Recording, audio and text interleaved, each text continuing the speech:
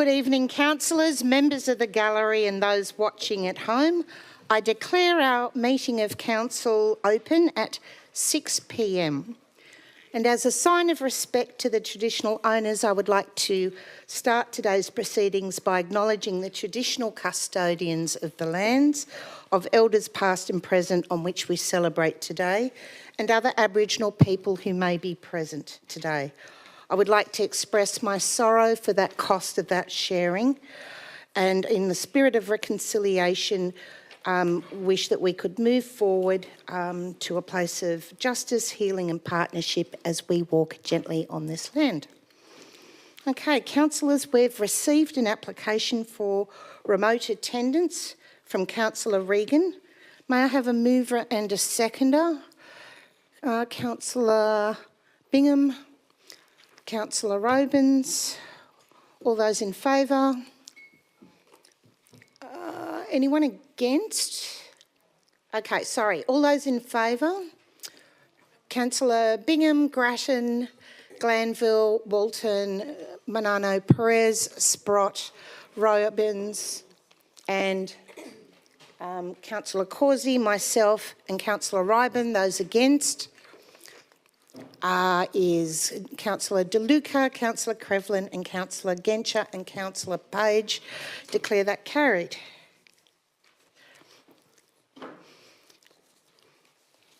Welcome aboard, Councillor Regan, and also just a lovely reminder to you all that this is our last council meeting of this current term of councillors. So, can I have a mover and a seconder for item 3, which is confirmation of the minutes? Councillor Crevlin, Councillor Robins, all those in favour? Councillor Regan, are you for or against? Confirmation of minutes, declare that unanimous. Thank you, carried. Okay, item number 4, disclosures of interest and ethical obligations. In accordance with our Code of Meeting Practice on page 2 of the agenda, reminds us of our oaths and affirmations of office made under section 233A of the Local Government Act 1993. Now, councillors, if you have any declarations of interest, please do so now. Councillor Grattan. I sent through to governance, if they could put that up on the screen, declaring a non-significant non-pecuniary interest in relation to item 14.3, the notice of motion about youth mental health, just noting that I, as the CEO of Lifeline Northern Beaches, I work every day in the mental health space, and I don't believe it has any bearing on this, on my decision making on this particular matter. I'll remain in the meeting and vote on the item. Okay, thank you. Anyone else?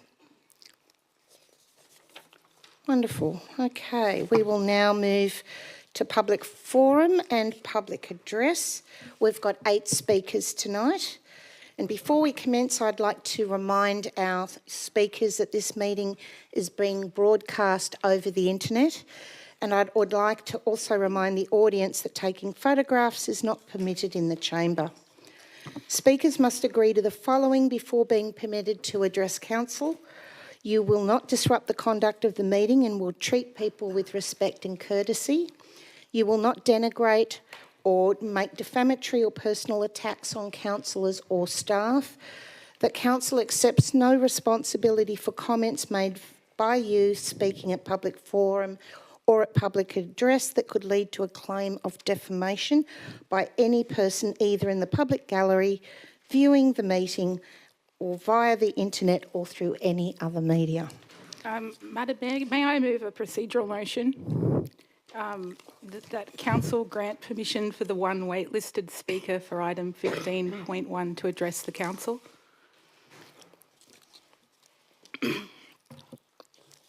Okay, thank you. Seconded by Councillor Bingham.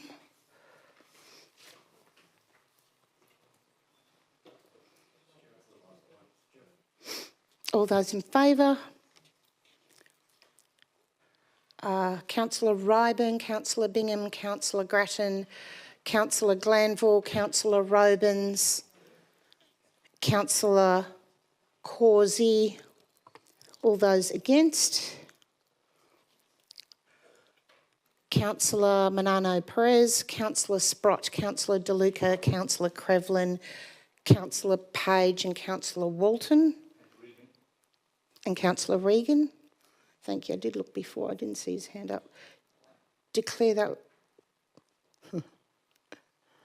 lost.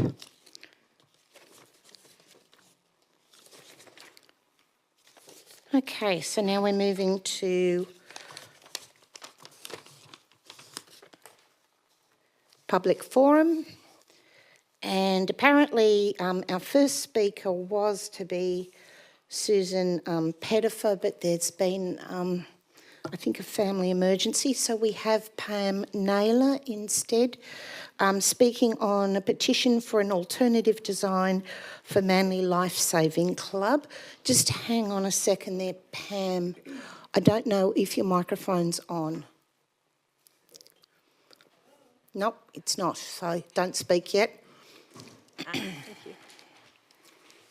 And just a reminder, you've got 3 minutes to speak. You'll get a bell with 30 seconds left to go. You can see it up on the countdown up there as well. So Okay, thank you very much. Hi, yes, my name's Pam, Pam Naylor, and I'm taking Susan's place because of her family emergency. I'm here to speak on behalf of the South Stain Heritage Action Group and to present you with a petition signed by many Manly locals and ratepayers, and the petition has been tabled. The signatories to the petition oppose Council's overdevelopment of the Manly Surf Pavilion and the loss of public foreshore land. We support the redevelopment and the upgrade of the club within its existing footprint and believe that this is not only possible but would produce a better and more affordable result. As concerned local citizens, we believe that the excessive expansion of the building will have detrimental effects on our community and the environment. We do not support the current plans due to, one, encroachment onto public space. Public land is a communal resource meant to benefit all members of society. The proposed building would limit access to public recreational land and community enjoyment of the foreshore. Two, preservation of community character. The excessive expansion of the club will fundamentally alter the character of the local community. Three, aesthetic impact. The proposed building blocks sightlines to the ocean from side streets, and its huge scale and size is at odds with the site. And four, movement and traffic congestion. The design creates new bottlenecks, safety risks for pedestrians and cyclists, accessibility challenges, and its size will lead to even more traffic congestion in the area. Over 623, more were handed to me as I was getting in the car, so I'm not sure how many is on that as well, have signed the petition. Most of these locals living near South Stain. These are your constituents and ratepayers, and we urge you to take these concerns seriously. We don't understand why, but to date these important voices seem to be falling on deaf ears. Unfortunately, the revised plans only reinforce this. If Council has carefully considered all users and believes this is the best solution, then why do the new plans omit, hide and obscure parts of the building that have attracted the most criticisms? The new images obscure the total size of the building, omitting pictures of the full width and height of the beach. They omit images taken from Ashburner Street to show the movement flows in the building. The new footprint shows loss of public land is buried actually in a PDF. We ask the Council why not be transparent with the community. So on behalf of the 600 signatories in this position, I'd like you please to think again. Thank you. Thank you. Okay, next person up is Roden Jenoff on development of the Manly Surf Pavilion.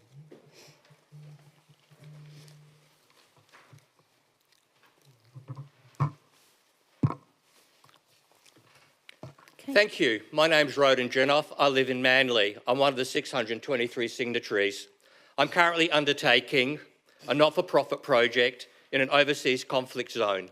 I understand the meaning of putting yourself at risk, high risk, in the service of others, as do our surf lifesavers and SES volunteers. I support the Manly Surf Club redevelopment. It's too big, too costly, too divisive. Over the past 20 years, I've undertaken international best practice projects all around Scandinavia. Such a development would never allow its residents to be materially, financially, socially disadvantaged, would appropriate heritage land, would divide the community. Manly does not need a big, costly trophy building. Manly needs best practice. A smart design can rebuild on the existing footprint. My latest book, Constructing Swedish Sovereignty, was launched in the Swedish Parliament last October. Why? Because my company's work led to the creation of Villa Zero, the world's first certified carbon neutral house. This is why Scandinavia ranks in the top 10 on the International Climate Performance Index, while Australia languishes at 50. Councillors, as local legislators, aim high. Don't approve the design of an expensive trophy building. Don't approve and commit to something that's old. Commit instead to a world-class building that sets the circular economy gold standards for building refurbishment. A standard that drives change, not reacts to change. I say to all of you running in the next council meeting, the council election, be visionary. Use this redevelopment as a means of building community solidarity rather than ripping it apart. A headline you may have seen in this Financial Review read this. It described Australia as rich, dumb and dumber. Australia ranks 91 behind Kenya in the Harvard Business School's Tech Index for making smart stuff. The Northern Beaches is one of the richest councils in the world. We shouldn't play at being rich, dumb and dumber. Aspire instead to become known the world over as smart, innovative, sustainability leaders born of courage and ingenuity. Show the world through this development what the future looks like. Make us proud of you. Be on the right side of history and we, the community, will follow you. Thank you, Madam Mayor and councillors. Thank you. Okay, next person up is Peter Matthews on the redevelopment of Manly Surf Life Saving Club.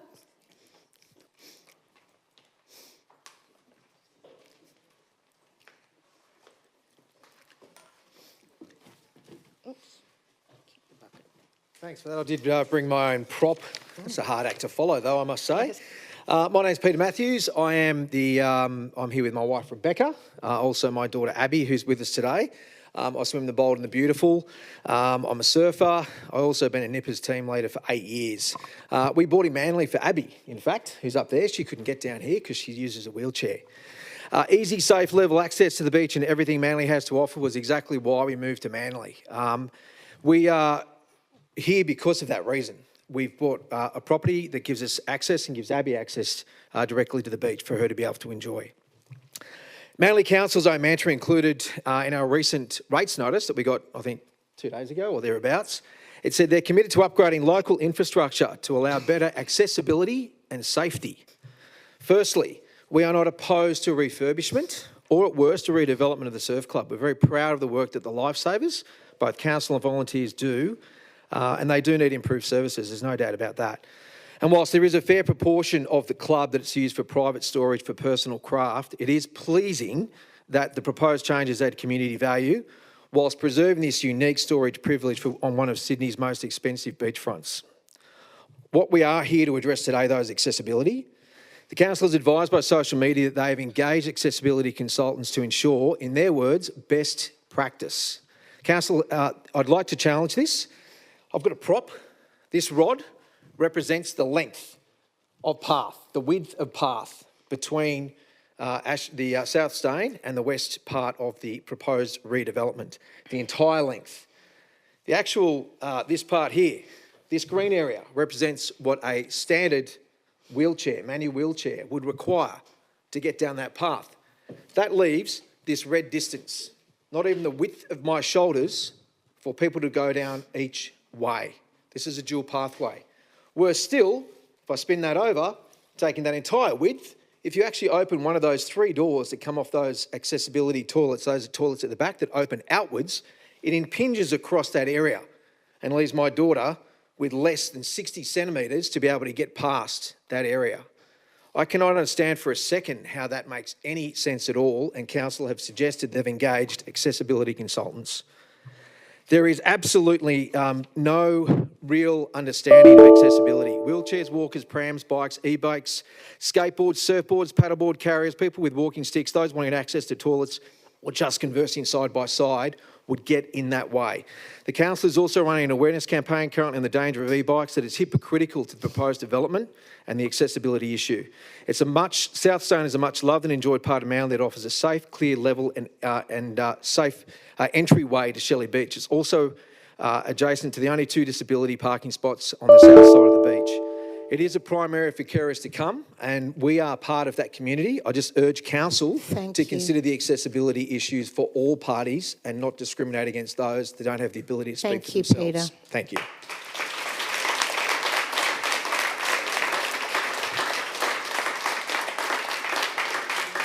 Okay, up next is a regular, Mr. Doug Price. Budget 24/25, the good, the bad and the ugly again.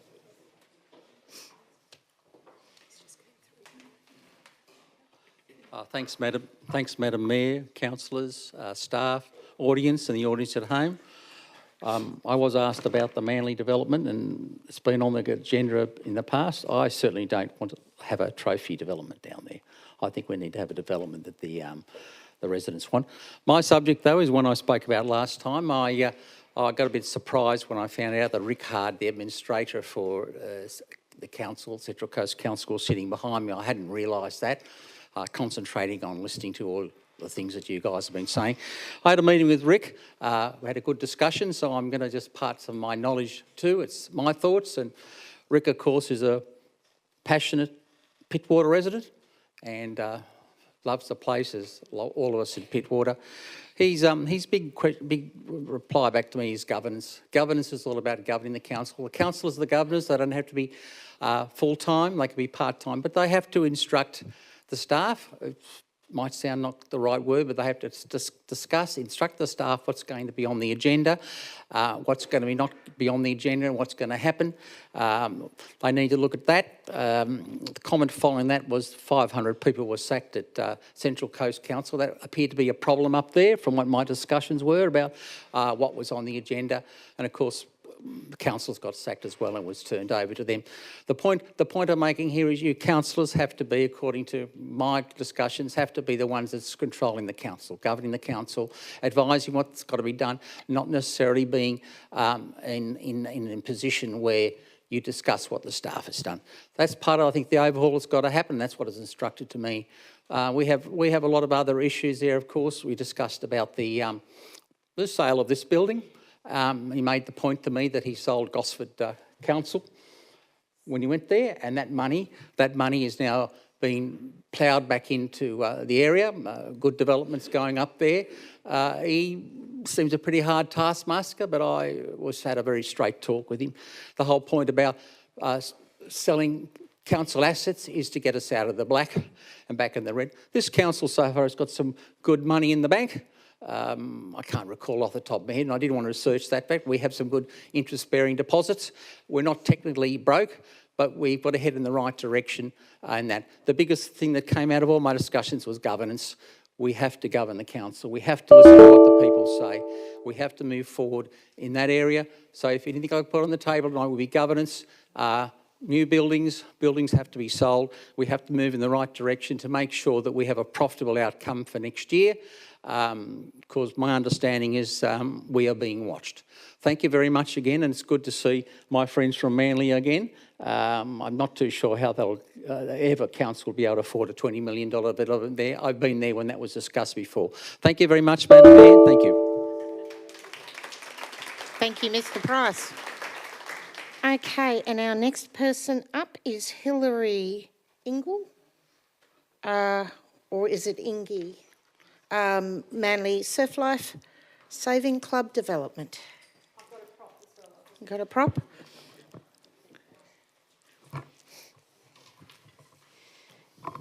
Good evening, councillors and community members.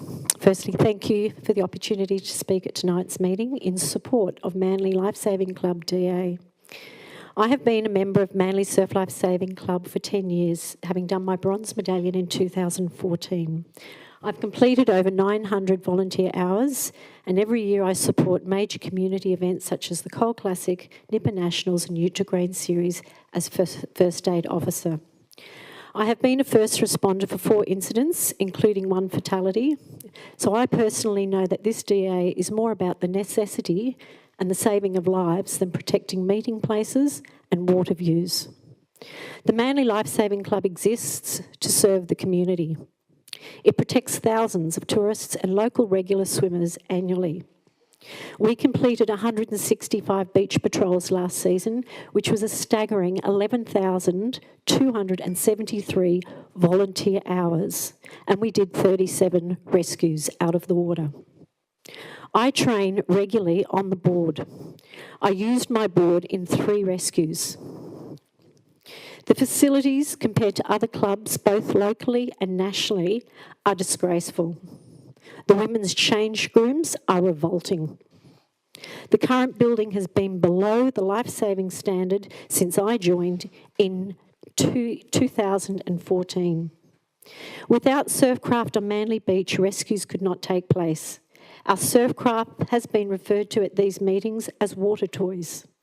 I would like to point out that getting your bronze medallion is the first step.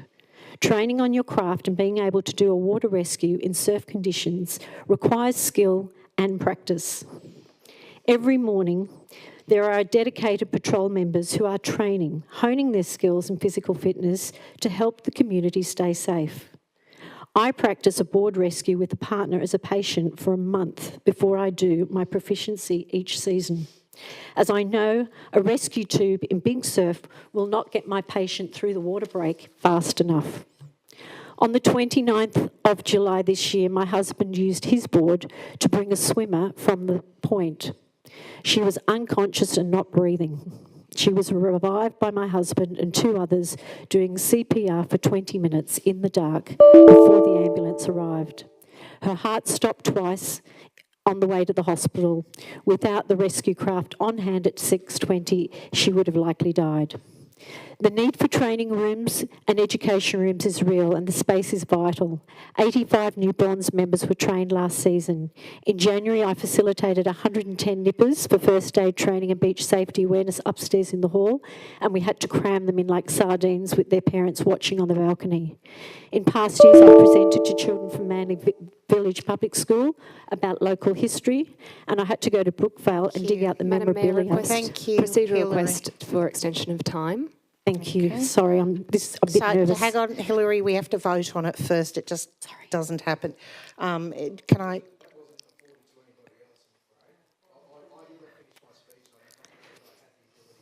Okay, thank you very much, but Councillor Ryburn has now requested, so I will ask, is this going to be seconded by someone? Councillor Crevlin? All those in favour?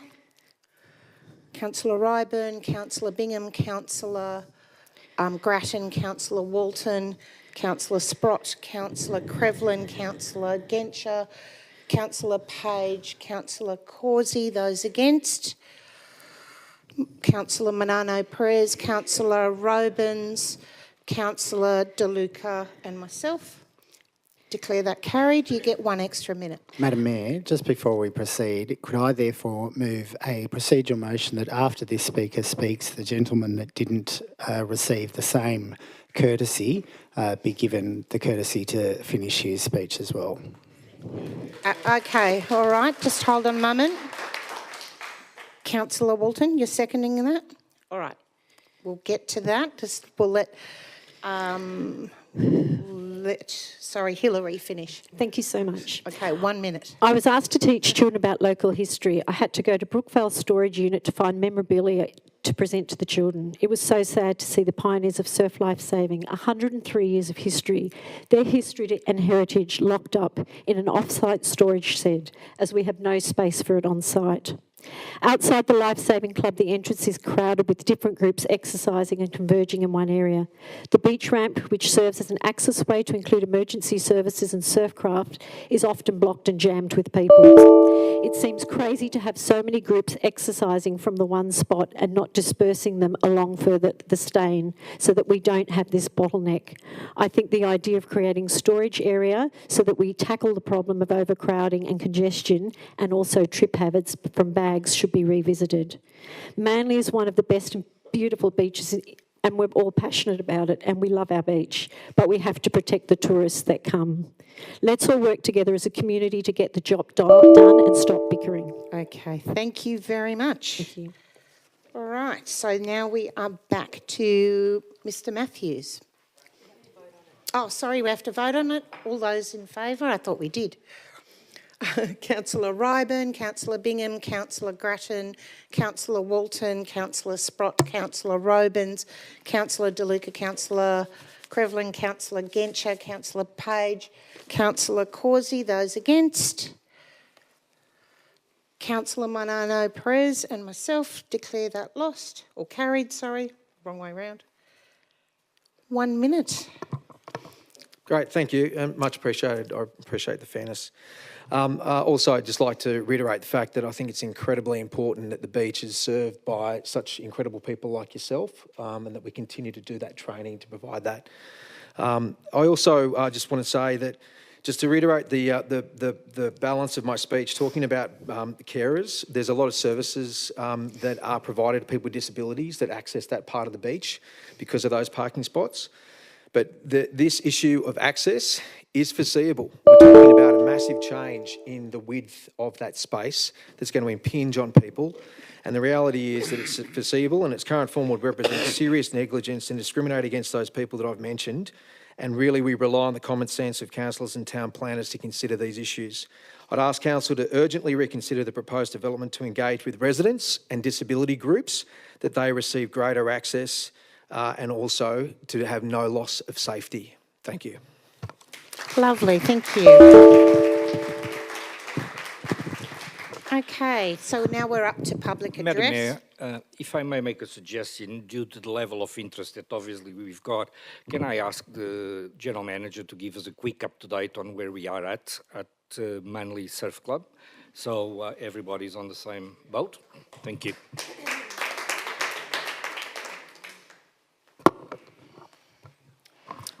Through you, Mayor Hines, the concept has been finalised and been put out for so the community can see it. The next steps is to finalise the design to get ready for DA. Just a question. Thanks, Madam Mayor. Yes. Through you, Mr CEO, Mr Scott Phillips. In view of the continued feedback that we're receiving by both public forum as well as through correspondence, has that feedback been taken into consideration of the concept design?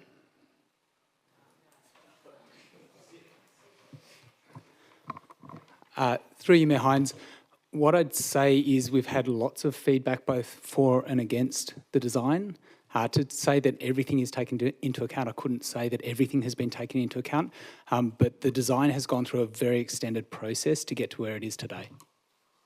And will the community, through you, Madam Mayor, have another opportunity to comment before the matter is determined? Through you, Mayor Hines, yes, the DA process allows for comment. Okay, thank and you. just a final question, and could we ensure that all those that have written to council are formally notified when the development application does go out for public comment so that they can make their comments known or their submissions?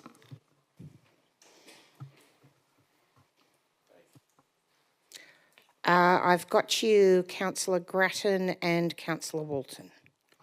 Through you, Mayor Hines, yes. Okay, Councillor Grattan. Question through you, Mayor.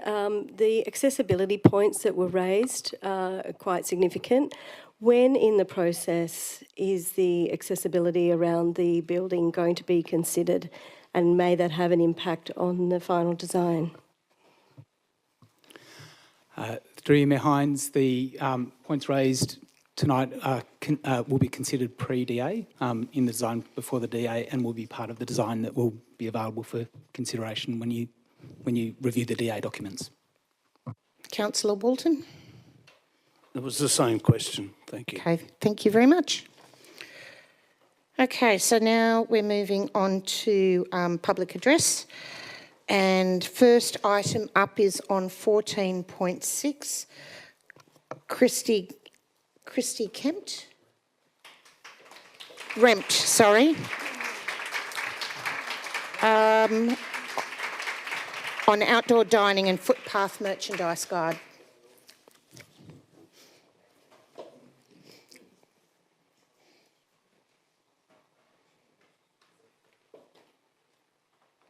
We need you to turn on your microphone. You'll see that there's a little silver button. That's it. Dear councillors, we are the owners and operators of 2KF Espresso in Mona Vale. I'm Christy, this is my husband Daniel and our kids Holly and Harry. 2KF opened in 2002 and has been serving the locals for almost 22 years. 2KF's point of difference has always been that it opens early, 4:40 a.m. to be exact. We are very popular with shift workers, Uber, taxi drivers, council workers, essential workers, tradies, etc. 2KF has always been open for your coffee on the way to holidays, the airport runs, fishing trips and golf days. We have always supported the local school raffles, fundraisers, GoFundMe pages and even have a pay it forward coffee system for those that are having a bad day or can't afford a coffee. We often donate free coffee vouchers to the Northern Beaches Women's Shelter and Lifeline volunteers and customers too. 2KF has often been described as Mona Vale's community hub, the heartbeat of Mona Vale. Recently, I received a letter from council regarding my outdoor seating agreement. We had received one single complaint from a resident that had recently moved into Bungland Street. I was very upset and shocked. We have always been very considerate of our surrounding neighbours and we have never received a noise complaint in the last 22 years of operation. Many of our customers live in the same unit complex and explained that they have double glazed windows and their bedrooms are situated at the back of the block. At 4:40 a.m, there is a lot happening in Bungland Street. Garbage trucks, street sweepers, deliveries to all 200 plus businesses. Our DA is not the issue. Our issue is that our outdoor seating licence stipulates that we can't put our furniture out until 7 a.m. Our furniture is all stacked overnight in our tiny little shop. If we can't put our furniture out for the first 2 hours and 20 minutes of the day, our customers won't be able to fit inside our shop to order a coffee. This would mean I would lose 28% of our sales. 2KF has survived 22 years, a business that has survived COVID and the cost of living crisis. I don't know of any other business or person that could survive a 28% loss to their income. Since I received this letter, I have added additional large rubber stoppers to all of my chairs and tables, and I've put up a sign asking my customers to be considerate of our neighbours. We are doing everything we can to be considerate of our neighbours. I would now like to thank our beautiful community who have rallied around 2KF over the last few months. We have had an overwhelming outpouring of love for our little cafe. We received an incredible 7,100 signatures on our petition. So many hugs and pats on the back, so many locals just popping in for an update. Thank you. Extension, moved by Councillor Genscher, seconded by Councillor Sprott. Those in favour? Councillor Grattan, Councillor Glanville, Councillor Walton, Councillor Robins, Councillor DeLuca, Councillor Crevlin, Councillor Genscher, Councillor Page, Councillor Causey, Councillor Ryben. Those against? Councillor Bingham, Councillor Monano Perez and myself. Declare that carried. 1 extra minute. Thank you. Thank you. I would like to thank Councillor Michael Genscher and MP Rory Amon for taking the time to listen to me. I will always be so grateful for their help, and I couldn't have faced this without their support. Tonight, I'm asking our Northern Beaches councillors to vote for our outdoor seating to be amended to coincide with our 4:40 a.m. opening time. We are a small business, we work long hours, we work really hard. Our business won't sustain another kick in the guts. Please don't let this be the end of 2KF. Please vote in favour of Michael Genscher's motion and save 2KF Espresso. Love the Remp family.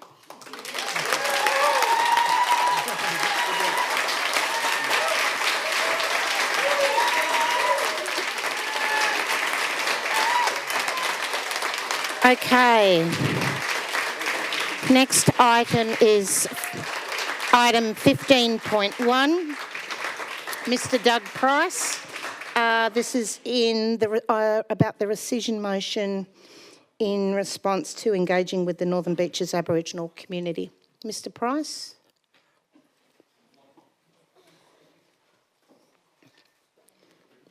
Up again.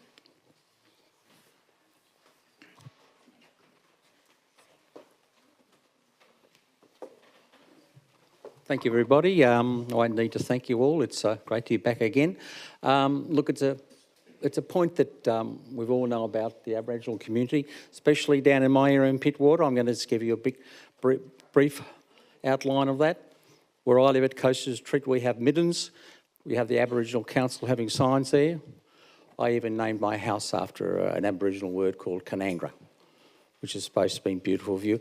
We're very passionate about that. The same thing occurs over at Mackerel Beach and, of course, over Scotland Island. We're all very much into all that. We're aware of all the middens. Of course, we hope the Aboriginal Council doesn't take our land back, but that's another subject. So we're very conscious of the middens on the Western Foreshores, and we feel that, like most people, we have had the vote, and you only got to look at the Olympics now and see all the colours, the creeds, the type of people that we have there. We are just one Australia. Certainly the Aboriginal influence goes down as far as Narrabeen, my favourite area. So Narrabeen was an Aboriginal word. And in 2019 there was an Aboriginal skeleton found and they called it the Narrabeen Man. So we have a history within Pittwater in all these areas, Narrabeen, Avalon, particularly in those particular areas on the water, because that's where the Aboriginals like to live. They even were over at the basin. We have evidence of them being over at the basin in Pittwater. So it's very much a case of that's the way it was. I can't see myself supporting that. I don't think a lot of people would like to support it for all those reasons, the reason being that we are all one country. I would like to see, if you're going to support it, put Pittwater in. There are a lot of Pittwater residents down there want to have their own separate council again. I don't think it's going to go away. I run a private business. The best way for you councillors is to take it on board and look at it. It won't go away this council. It won't go away next council. There are people there that want their separate council back. And this bit about the Aboriginal hierarchy, heritage is a very important point down there as well. We don't care or worry about it. We embrace them down there. As I said, we have middens. I've got a midden on my property. I hope they don't find it. So at the end of the day, if you live down near the water, you've got to be one that works with everybody. And living in Pittwater, it's always hard. We're always fighting in Pittwater, fighting for what Pittwater wants. It's a case of fighting for Pittwater for building, fighting from Pittwater for the rights of what the Pittwater people want. Very close community, not a lot of us, but certainly very well spoken. I hope some of them are listening tonight.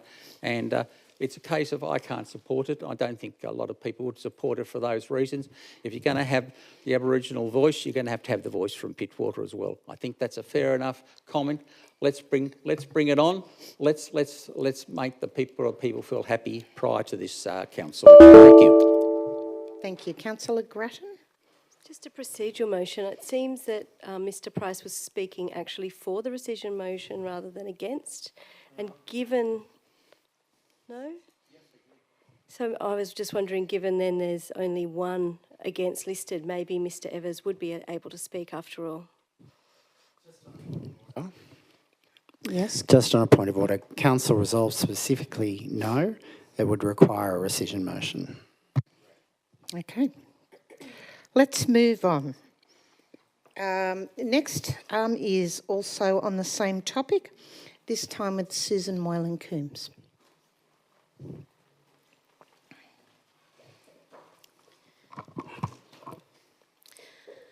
Warami, Nagaya Susan, Nagaya Garinji Wawunga.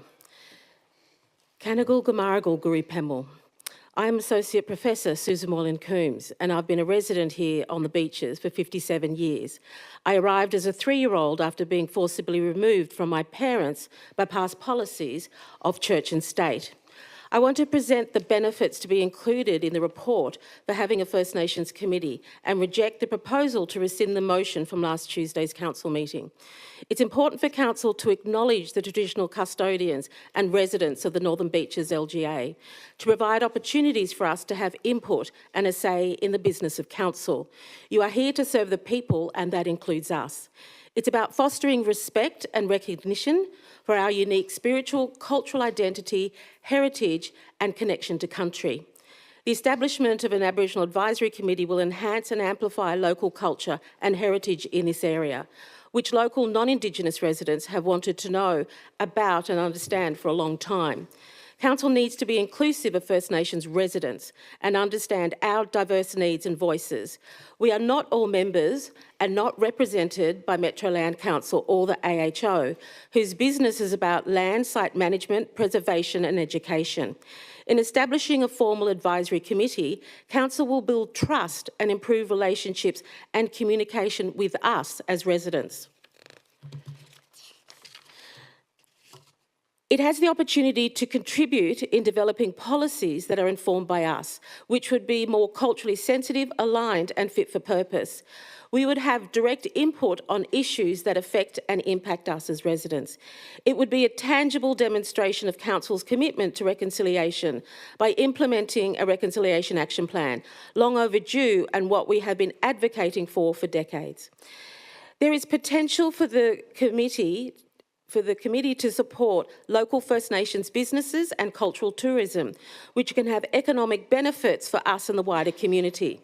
Continue to input into the Gamaragal Festival in organising cultural events that celebrate and unify all communities. Ensure that Council aligns with state and national policies regarding First Nations representation and participation in governance. Align with the United Nations Declaration on the Rights of Indigenous People, UNDRIP, and with this connection, Council can demonstrate its commitment to upholding international standards for Indigenous rights. I would argue that Council has a moral responsibility to support the rights and representation of First Nations people as constituents of this LGA. Any other course of action might be seen as discriminatory by stopping a distinct cultural group of residents from contributing to civic life as we live here on the Northern Beaches. If you only consider Metro Land Council and the AHO, you are essentially locking us out, and then you would be in breach of your own diversity and inclusion policies. Thank you. Thank you. Okay. Madam Mayor, before we proceed to the next item of business, I'd like to move, in view of the amount of people in the gallery this evening, that we proceed to item 14.6, 15.1 and then 14.3.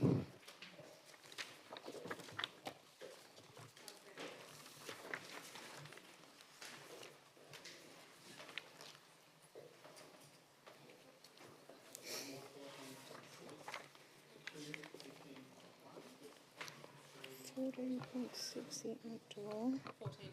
15.1. So just to make that clear to those playing along, 14.6 is the notice of motion on outdoor dining.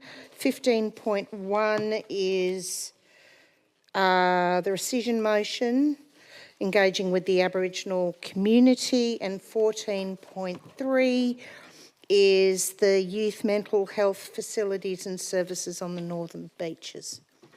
I was just going to seek clarification on the recent ruling regarding a rescission motion being needed in order to hear from Mr Evers. So I was just, if I could get clarification from the staff. Thanks. Through to the CEO. Thank you, Madam Mayor. Councillors, the difficulty arises in that once a motion has been voted on and resolved, you cannot bring up the same motion and seek an alternate position within 3 months. So it's our advice to Council that the motion would be out of order. Okay, thank you. Councillor Causey.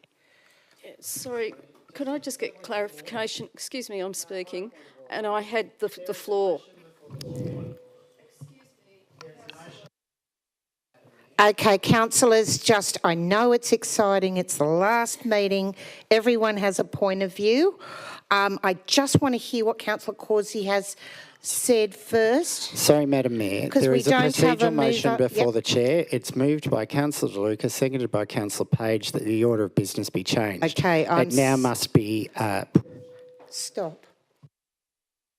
Councillor DeLuca, as much as I respect you, I just want to remind you I'm running the meeting. I have an idea. I didn't realise Councillor Page was already put as a second. But I do want to also make sure that I had an idea of what Councillor Causey was even about. But since we've got this already up as a mover and a seconder, we will now move this procedural motion to see if the order of business can be changed. Thank you very much. All those in favour? Okay, looks like almost everyone.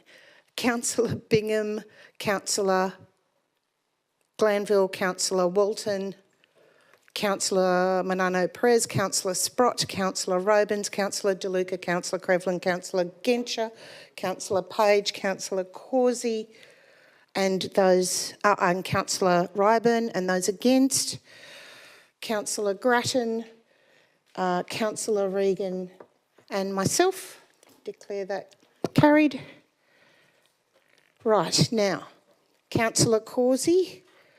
Look, I'm concerned that the speech that was given by Mr Price has been misrepresented on the papers as being against the motion. Okay, and Councillor as a Causey. result, somebody else who has actually put their name down to speak has missed out on that opportunity. Understand, Councillor Causey, but now we're at the point we've moved past that.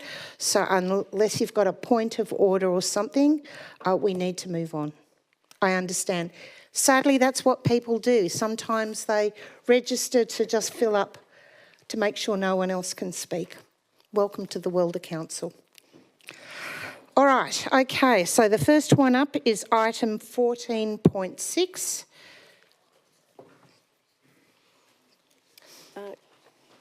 Councillor Hines, are we not going to do items by exception first? No. Nope. We're doing this first. Don't worry, it's going to be an interesting night tonight. There's a few things up my sleeve. Okay, item 14.6, Councillor Genscher, seconded by Councillor Page. Thank you, councillors, and thank you everyone for attending this evening. Some of you may have got some emails this week, and I do not apologise for that. This motion seeks to amend the Outdoor Dining and Footpath Merchandise Guide, recognising that it is a guide and not a policy. The aim is to accommodate the unique circumstances of long-standing and even new local businesses like 2KF Cafe in Monaville. But it is not just about 2KF, it is all the 2KFs out there. Family businesses, small businesses that need to survive in tough times. The current Outdoor Dining and Footpath Merchandise Guide generally stipulates hours between 7 and 10. However, these hours may vary based on specific development consents or environmental factors. Given this cafe's long-standing service and the minimal noise impact of its early operations compared to other substantial morning activities, this notice of motion proposes a practical and common sense approach to addressing the situation. The proposal introduces a 12-month trial period during which the cafe and other cafes dining hours will be extended, or this cafe's hours will be extended from 4:40 to 6 p.m. daily. Additionally, for all other premises offering outdoor dining, unless otherwise specified in a development consent or if the premises is within a residential zone, the hours of operation will be expanded to 7 to 10 p.m. Council will then receive a report no later than September 2025 outlining the outcomes of this trial, including the number of premises that choose to participate and any known amenity impacts, complaints received, and whether the guide should be amended permanently. I believe this motion is not just about addressing a specific issue with 2KF, but also serves as an example of how our council must actively find ways to work with the community and local businesses to find solutions rather than creating more problems. Red tape and bureaucracy can have serious and detrimental effects on the community, stifling the very businesses, which, by the way, these aren't businesses, these are people. People who own these businesses that are the lifeblood of our local economy. As a council, we must seek ways to facilitate solutions. By adopting this trial, we demonstrate a commitment to problem solving and collaboration. Councillors, it's vital that we consider the very real impacts of our decisions on local businesses and the communities. I would like to express my appreciation for the collaboration and the support of the Director of Transport and Assets and the CEO, who worked closely on me with this matter and indeed on finalising this notice of motion before you. In conclusion, this motion aims to provide a balanced, thoughtful solution as challenged by many businesses. Thank you, Councillor Genscher. Okay. Councillor Page as the seconder. Okay, reserving your right. Councillor Sprott. Just to let you know, Councillor Sprott and then Councillor Manano Perez. Thank you. I already asked. I am running the meeting. Thank you. Okay, yeah, thank you. Actually, I know exactly how you feel. I've been in cafes for 20 years and have been through a similar fight, a very similar fight with Manly Council. So I know how hard you work. I know exactly what you're going through and how devastating that this can be to your business. And I couldn't agree with Councillor Genscher's more than we need to solve this for not only for 2KF, but for other businesses as well. This is, you know, I've been through it, these guys have been through it, and I'm sure someone in the future is going to go through it. So let's sort it out now, fix the problem, and work with our local businesses because they are the backbone of this community. Cafes run the show on the Northern Beaches and they are so important to every single one of us, and we need to support them in every way we can. Thank you. Councillor Manano Perez, you're next.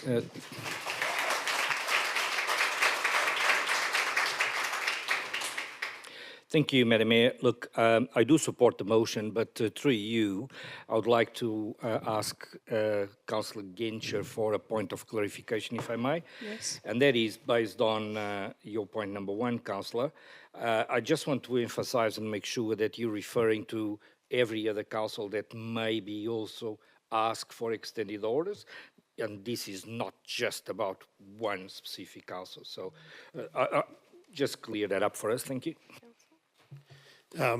Thank you, Councillor Manano Perez. Yes, I am a Pillwater Ward councillor, and yes, this notice of motion specifically references 2KF Cafe, but I am a Northern Beaches councillor, and I'm representing all local businesses. Within the notice of motion, certainly you can see the capacity of staff to be able to manage the solutions here and look for solutions in the future. But yes, this is representing clearing up bureaucracy and red tape for all the local businesses. Okay, thank you. Councillor Genscher. Councillor Bingham, you were next. Thanks, Madam Mayor. I'm actually really concerned that one resident who is new to the area can cause such disruption to a business that's been operating for 22 years. And I really think it's time that this council looked at our complaint system. We are finding this time and time again, where one resident has a major impact on our local businesses and the way that we operate. And it really, I don't think it's fair. So I will be supporting this motion, and I really thank the Christy and her family for being here tonight and showing us your dedication to the business. Okay, thank you. Councillor Ryben. Thank you, Madam Mayor. I too support Councillor Gensch's motion and was going to add not just for the 2KF in Mona Vale, but for the entire of the Northern Beaches. I also think that I just wanted to emphasise in point 4, unless there is significant and substantiated complaints, because we know that there's businesses across the Northern Beaches that as they're dealing with forms and permits and things that they sometimes don't even get up because it's just too much, let alone once they are established and one complaint topples them over. So I'm hearing a lot of consistency and support. So perhaps I should turn my mic off and we can quickly get to the vote on this. Okay, Councillor Causey, you're next. Thank you, Mayor. I have a few questions. Through you, I wonder if we could ask either the head of assets or head of planning a couple of things. Do you want to put the question forward and then we can work out which first department? First of all, could you tell us the circumstances of this complaint?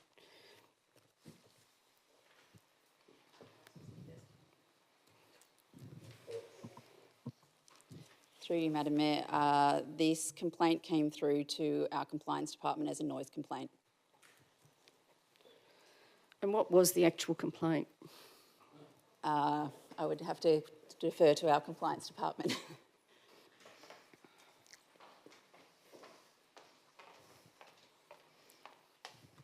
Through you, Mayor. Councillor Causey, the complaint related to essentially noise impacts that were being experienced at 4:30, 4:45 a.m. by residents. Any other questions? Yep. So I wonder if, I think it will probably be Ms Kerr who could answer this one.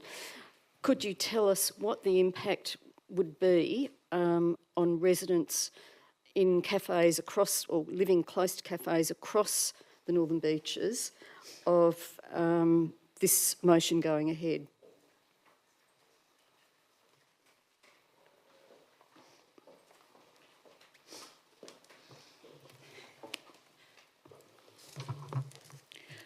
Through you, Mayor, in relation to dot point 2, as I understand the intent of the motion, it would allow all cafes and food premises where there wasn't a development consent that stipulated the trading hours for the outdoor dining and that were not located within a residentially zoned parcel or area, that they would be able to operate the outdoor dining between the hours of 7 a.m. and 10 p.m. daily for a 12-month trial period.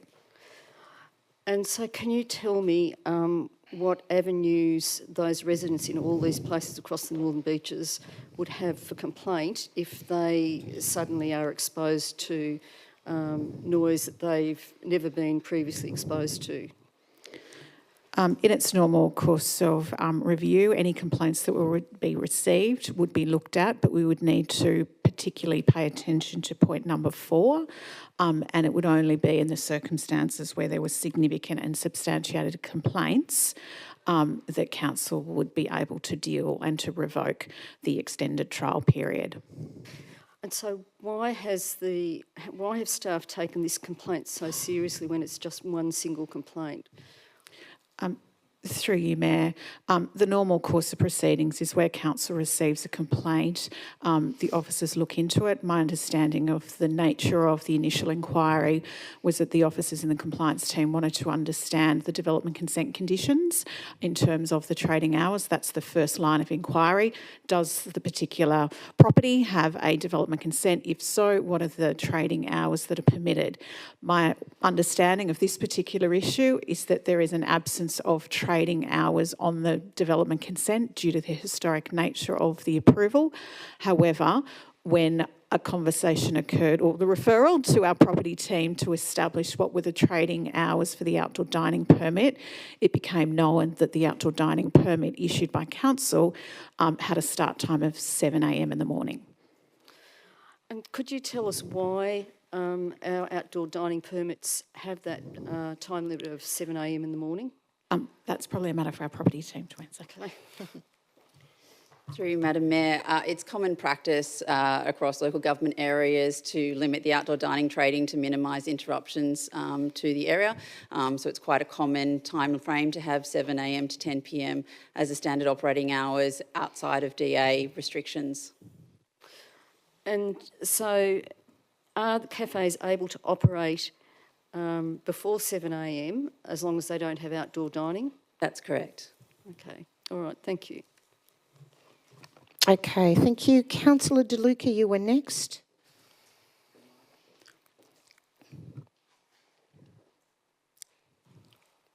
Councillor Grattan, if you could take your light off, thank you.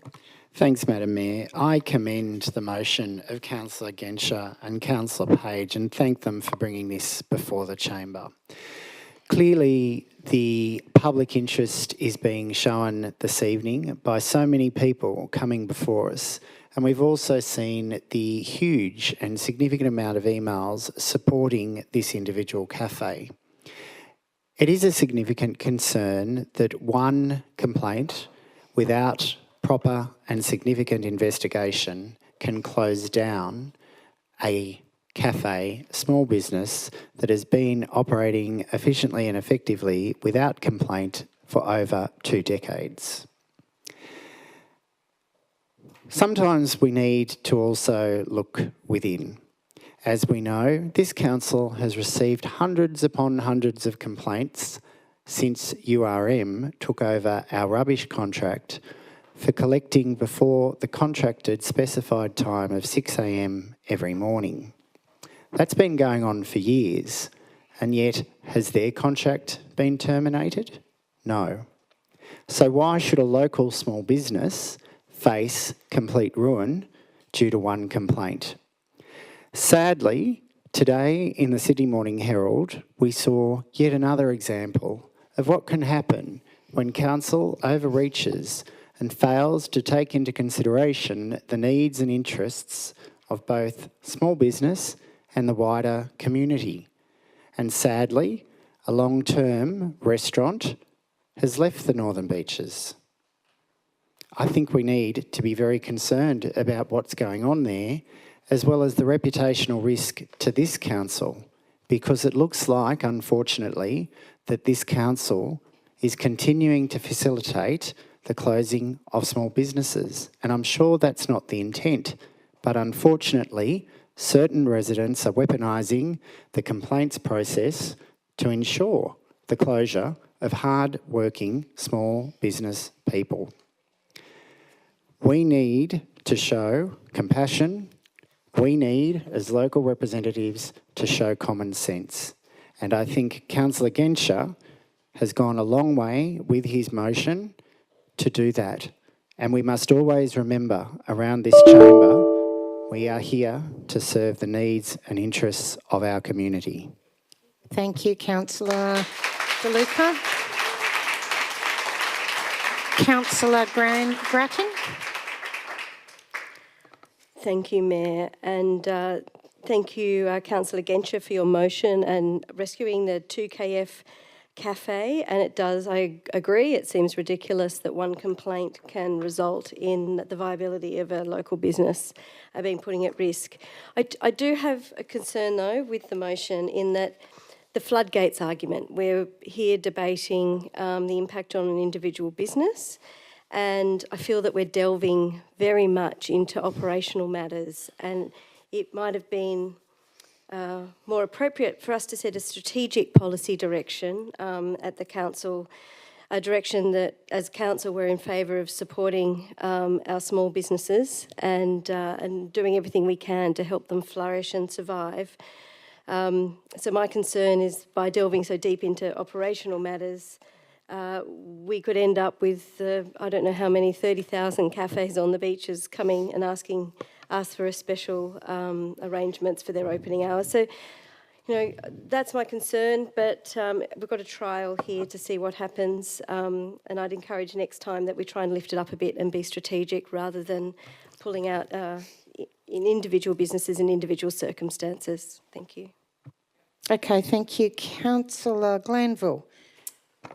I think Councillor Grattan said what I was going to say, that I think it's unfortunate that we're, no disrespect to 2KF, my dad's a tradie and frequents your cafe in the early morn, so I'm in principle supportive of your business. I do think, though, it is preferable for motions before the chamber to have that strategic element, and I probably would have rathered a motion that came to us to just simply review the outdoor dining and footpath merchandise guide to actually set a strategic direction that we are open to council staff setting up trials and not picking out any particular business. I love you all equally, I promise. And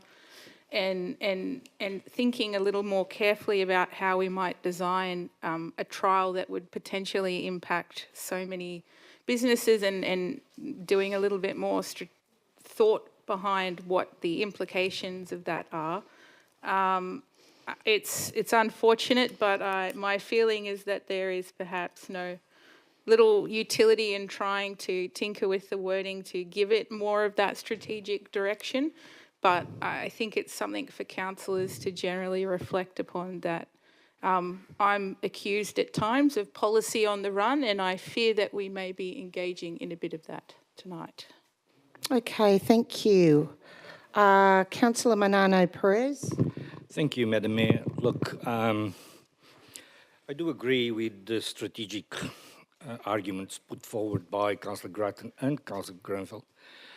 However, I will be supporting this motion, and I actually think that is a good motion because it's for a trial of 12 months. I think the data we're going to collect over the next 12 months will give the council then the data that they need to then set the strategic direction. So I think it's a good motion. I do support Councillor Genscher. Thank you for bringing that up. And to the staff, just maybe make a note that in 12 months' time, we've got the data to then decide what we're going to do across the Northern Beaches. This is not an isolated case. Councillor De Luca just mentioned that the boathouse in Whale Beach has left. There was another issue just up there as well in Palm Beach with the new whatever they call the Joeys, I think it is. So, I mean, we do have an issue, and I think this is a good motion that for a period of time, we're going to give it a try. Still, the staff still has the ability to basically say no in residential areas, so obviously we have to trust their judgment, and in 12 months' time, then we then may well define a policy. So I will be supporting the motion, and I encourage you to do so as well. Okay, thank you. Councillor Horsey, is it a question or are you in debate now? Debate. Okay. So I have some concerns about the trial. I think that we will be picking winners and losers because there will be people who own cafes who won't be able to extend their hours because they're controlled in their development consents. So there will be some cafes who will be able to give this a go, and there will be others who won't be able to. I'm also concerned that there will be residents around cafes who will be exposed to noise that they haven't in the past. I'm concerned that there could be a flood of complaints and that our compliance officers won't necessarily be able to deal with them, but I imagine staff will have to decide that, you know, how we just deal with that if it occurs. However, there's clearly a lot of public support for this course of action, so again, as with Councillor Grattan and Councillor Glanville, I think it would have been better to have had a more strategic approach, but I will support this because of the clear community desire to do so. Okay, thank you. I just want to make some points of clarification, if I can, before I move back to the original mover. Being very aware at the moment of the huge issue within the hospitality industry, some clarification on what does this mean, because I'm looking at this now from the perspective of all the other cafes and restaurants out there. So through to the CEO, could I please understand that if we vote on this, are we voting for one business to be 4:40 to 6 and for all the other businesses in the same category 7 till 10 p.m?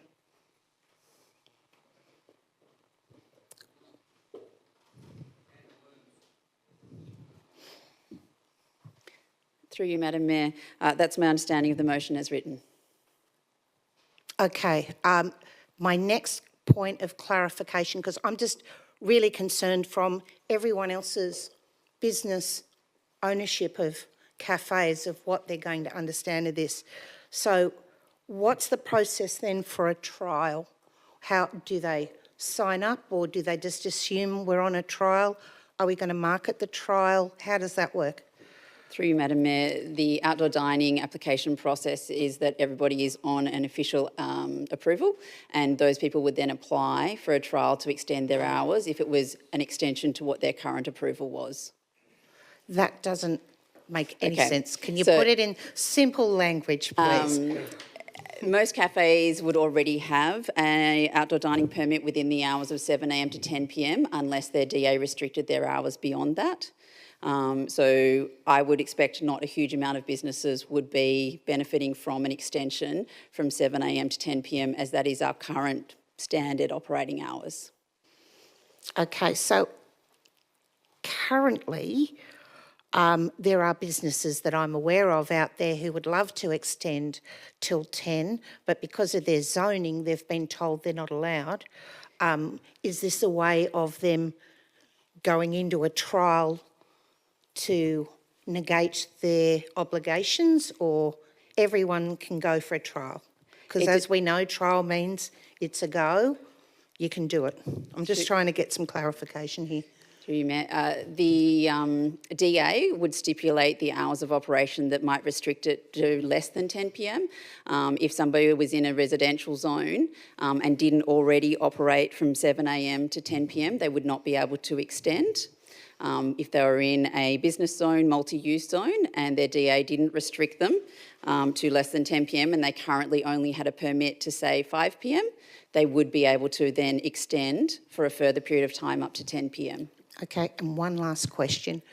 For the businesses, the hospitality businesses out there who already operate earlier than what is already currently allowed, because unless someone complains, people just do it anyway, and absolutely understand for supporting every business out there. And we are an early morning community here. If you get up early in the morning, I'm not a morning person, but I have been up early, and when I have been up, I see that everyone's out and about except me. I do see a lot of businesses that just do because no one's complained.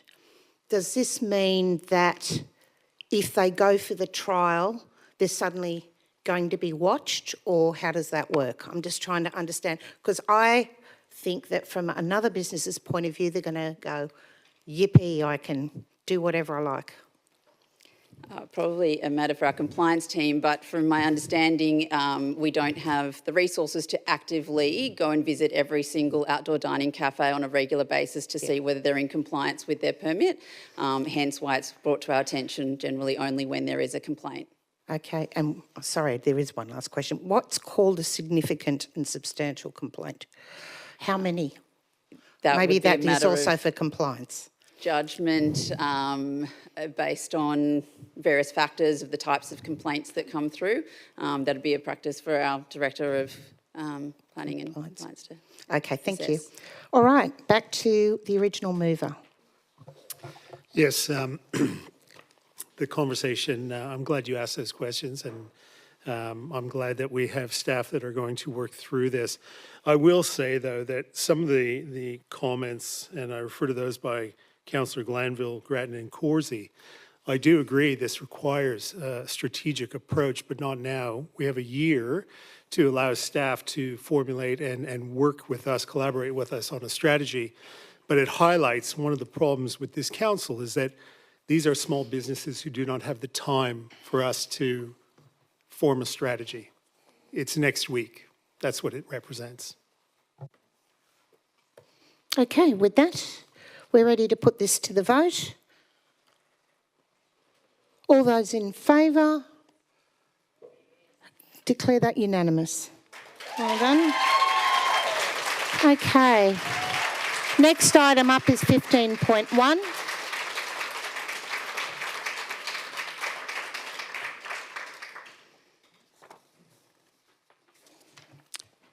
(15.1). Can I have a mover and a seconder for Councillor Page, Councillor Crevlin?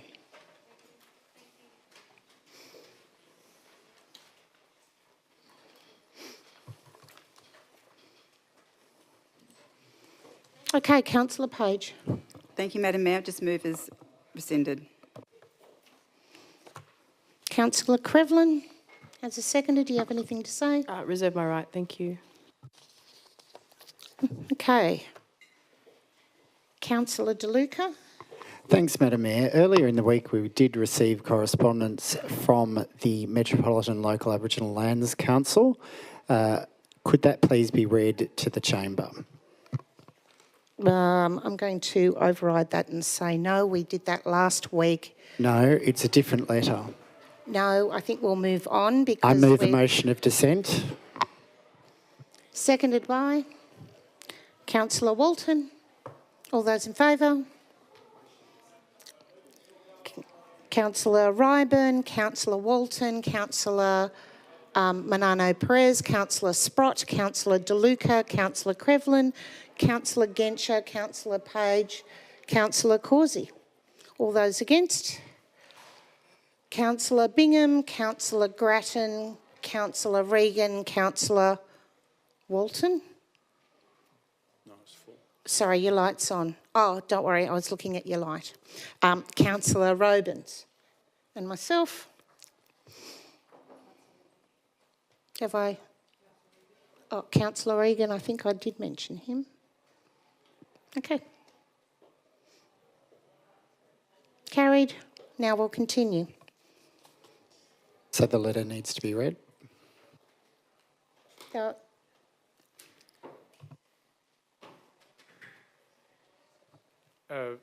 Thank you, Madam Mayor. No, the letter doesn't have to be read. The motion is of dissent. That's the resolution. My motion of dissent was in relation to the ruling that the letter not be read. So now the letter should be read. So the Mayor ruled that the letter not be read, so the motion of dissent was to that. Thank you.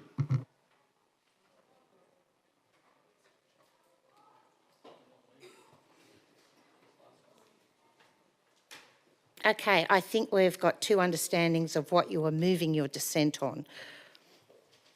There's no other issue that would have been dissented to. All right. Okay, well, let's have the letter read then.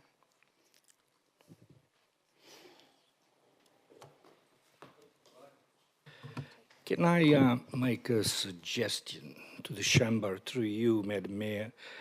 I think at this stage we're really only voting on rescinding the motion or not.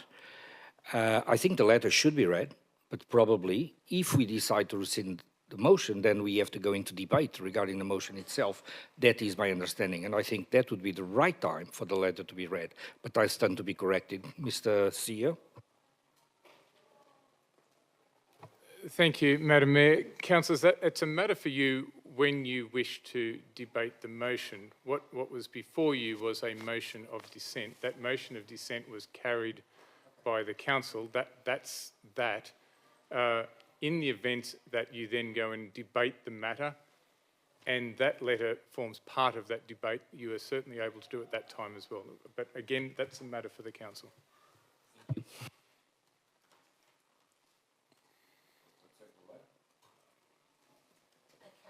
So since you've voted for the letter, can someone read the letter? Through to Mr Kerr. Thank you, Mayor. The letter is addressed to councillors, Northern Beaches Council from the Metropolitan Local Aboriginal Land Council, dated 6th of August 2024.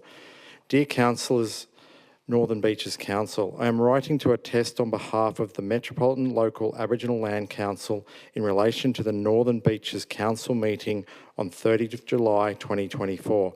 It was pleasing to see that the Northern Beaches Council does acknowledge the Metropolitan Local Aboriginal Land Council's legal role under New South Wales legislation. For the assistance of the councillors of Northern Beaches Council, I have outlined below the legal requirements for identification of Aboriginal people in New South Wales. The 1993 Native Title Act of Australia and 1983 New South Wales Aboriginal Land Rights Act provide a legal framework for the identification of Aboriginal people. For your information and reference, in 1978, the Commonwealth Government Australia adopted a three-part definition comprising Aboriginal descent, identification and community recognition. This definition was subsequently incorporated into legislation including the New South Wales Aboriginal Land Rights Act 1983. By this definition, Aboriginal person means a person who, 1, is a member of the Aboriginal race of Australia, and 2, identifies as an Aboriginal person, and 3, is accepted by the Aboriginal community as an Aboriginal person. MLALC believes that individuals who self-identify as Aboriginal and claim to represent that Aboriginal community on the Northern Beaches are doing so without proof of Aboriginality and are not doing so in accordance with the legal requirements of New South Wales and Australia. Individuals who self-identify as Aboriginal do not have the lived Aboriginal experience, are not familiar with knowledge, culture and traditions, and do not have the intergenerational knowledge and or life experience to speak as cultural custodians and are also not legally authorised to. We have several MLALC members and their families in the Northern Beaches Council area. Finally, I was very disappointed to hear Councillor Causey's comments directed at me personally. In my view, this is vilification and request that Councillor Causey formally withdraw those comments in best interests of all. Should you need or require any additional information or clarification, feel free to advise on the above contacts. Yours in unity, Nathan Moran, CEO, MLALC. Okay, thank you. Councillor Walton. So this is in relation to the rescission motion. Yes. So I'll very briefly speak for the rescission motion. And I understand that the original mayoral minute was made in good faith, with good intention. However, it really didn't bring the rest of the community and the rest of the council along with it. There has been a bit of community kickback. In particular, we've received numerous emails and numerous telephone calls, and there's been numerous media on this. So as a result, the process is poor. Process of this has been poor, and it is causing a small amount of division. But we also need to recognise, as been read out, that the Metropolitan Local Aboriginal Land Council is not supportive of this process, but supportive of the motion that will follow if this rescission motion is successful. The other thing is, as mentioned, the Aboriginal Heritage Office that we fund is already in place, and we have in place ad hoc processes to engage with Indigenous groups as required. So it's not like we're changing terribly much, except adding potentially another level of bureaucracy, red tape, and also significant cost. And we are in a crisis in relation to our expenditure outstripping our revenue significantly. Hard decisions will have to be made, and your original mayoral motion talks about unknown projects being cancelled. So again, the process has not been good. So I commend the rescission motion, and then to improve the processes that we currently have in place. Okay, thank you. Councillor Glanville. Thank you. I wanted to speak against the rescission motion. I believe that the motion as was passed by the chamber was a good one. I believe that it recognised that the ad hoc approach has had failings because we haven't had a forum to build consensus between the divergent views of different Aboriginal people and stakeholders in our community. I'm concerned that the replacement motion, which effectively limits the primary consultation with the Aboriginal community to engagement with Malauk as not being sufficiently inclusive of all of our Aboriginal community members. There's no legal obligation for them to join, and many of them aren't for a variety of their own reasons. And it's my observation that there are divergences in opinion between some of our local Aboriginal community members and some positions held by Malauk, such as on Lizard Rock. And I think that the original motion recognised that both local Aboriginal community members and Malauk are both important stakeholders and included both of them as having an ability to provide input into council processes. It didn't prioritise anyone, it recognises that they're all important. So I believe the original motion is worth sticking to and won't be supporting the rescission motion. Okay, thank you. Councillor Causey.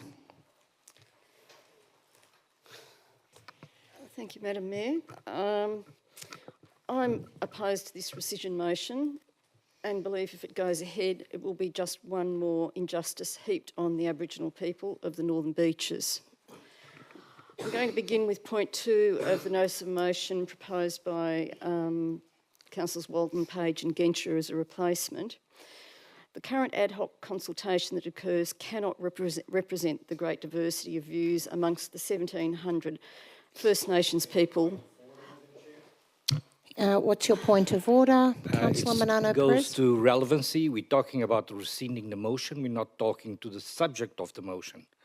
So, not sure how you want to handle this, but we're talking about, are we going to rescind the motion and follow then to the debate of the motion? Or are we debating the motion already?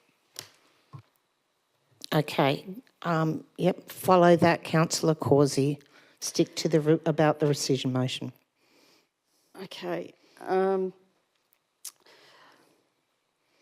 right. So I believe, as Councillor Glanville said, that this motion was well-founded. The Aboriginal Land Rights Act of 1983 gave land councils a wide remit, and we should consult with them, which the original motion The same point of order. agreed to. Excuse me, I'm speaking. And this is Okay, speaking. point of order heard. Councillor Causey, second warning, to stick to about the actual rescission motion, not the original motion. This is speaking to the rescission motion and the reason that I'm opposed to it.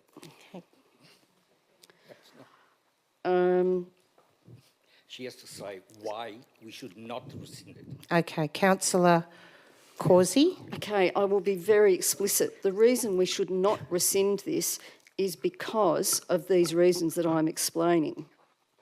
Okay?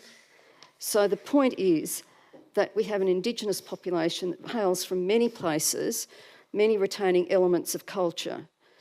What we do know is that these people live in our wards, and for one, I want to know what they, as our constituents, think of council strategies, policies and activities. I believe that it is their right to have access to counsel in this form of special communication, just as we have youth groups, we have an environment group, we consult with business, and a variety of other forms. So this is not something that I believe that we should just be throwing away. I believe also that the advisory committee, I understand that councils may be opposed to the advisory committee on financial grounds, but I think it's an abrogation of our responsibility not to go ahead anyway. For the whole duration of this council term, we have not supported the First Nations section of our community, the original custodians who lost their land through colonial dispossession, involving sickness and violence, and giving them an opportunity to meet together to discuss issues Just a point of order. at council. The Code of Meeting Practice is clear that a councillor shall not make adverse inferences or be offensive. I find that offensive, particularly as I am probably the only one in this chamber who has had significant and given more support in my little finger to the Indigenous community than Councillor Causey can ever hope for. All right, Councillor De Luca, Councillor Causey, I think we'll end this discussion right now. All right, I think we've heard almost enough. Oh, Councillor Regan, sorry. I'll speak against rescinding the motion based on, as Councillor Arno Perez has given reasons why we shouldn't. We heard Councillor Arno Perez was good about talking previously about you should only rescind a motion if you've got new evidence comes to light. And today, or last week, allegedly new evidence came to light, and that was around the fact that we had this letter read out tonight from the LAUC. And so according to that letter, which didn't seem to have any relevance to what our speaker, Susan Moylan-Coombs, had been speaking about, the reason we should have an advisory committee, because the MLAUC have very specific legislation around what they can comment to and what they have. And Council had indeed included them in any future consultations and ongoing consultations. And the speaker also pointed out that there was no actual it is ad hoc and that they don't represent the views of local Aboriginal people living here. And ad hoc's basically not working. But according to that letter from MLAUC, the way I read it is that apparently our speakers, which were Susan Moylan-Coombs and last week Carolyn Glass-Patterson and Lois Burke, are not Aboriginal. That's what that letter is saying. They self-identify as Aboriginal. I'm happy to be wrong, but it seems like that's what that letter was saying. It had no relevance to why the council and the mayoral minute was setting up to have an actual committee, and which would include MLAUC based on the legislation requirements. So given that there's no new evidence and nothing supporting this, I can't see why we would support rescinding the motion that was carried. Simply that we know it doesn't work. We've heard from our speaker that it doesn't work, and they want something more cohesive and to work with MLAUC. We represent minority groups all the time, whether it be our rainbow community, whether it be a sporting group which is not as popular as soccer or football, whether it's the arts over sport. We do that all the time as councillors. We consult those and we have committees very specifically set up for it. I think it's the least we can do, and we should just kick this one to get on with what we adopted last time, because nothing new has come forward, and particularly that letter from MLAUC, which made no reference to what was being offered. It was merely saying people are self-identifying, and we know who that was probably referring to. Madam Mayor, can we get a point of order or a clarification if the rescission motion is lawful, as Councillor Regan was just saying, it only relates to if there is new evidence that has come to light? Sorry, I can answer that one. The motion is lawful, otherwise the CEO wouldn't have put it up. It was around about the intention, and Councilman Arno Perez always made the right call, in my view, around meeting practice that you should only ever put a rescission motion forward if new information and new evidence comes to light which would change that decision. The fact that we disagreed or one person was away was not a relevant reason. Thank you, Councillor Regan. I'm just trying to clarify if that's true, if we all agree that that's what a rescission motion is supposed to do. Through to the CEO or COO, whichever one. Through you, Madam Mayor, there's nothing unlawful with this rescission motion. Okay, thank you. I'll just make a... Sorry, Madam Mayor, I've got my light on. Yes, I know, but you've already spoken. No, I haven't. I spoke on the dissent motion. Ah, sorry, I've got your name down under... Yes, all right. Thank Sorry, you. Councillor DeLuca, I thought you had. Thank you. In addressing the rescission motion, Councillor Glanville said the reason why it should be rescinded was because there's divergent views in the community. I again state what I have stated on numerous occasions in this chamber. It is not for we as white people to pick and choose and undermine the law, and nor is it proper and ethical for us to seek to undermine the MLALC's jurisdiction and wishes.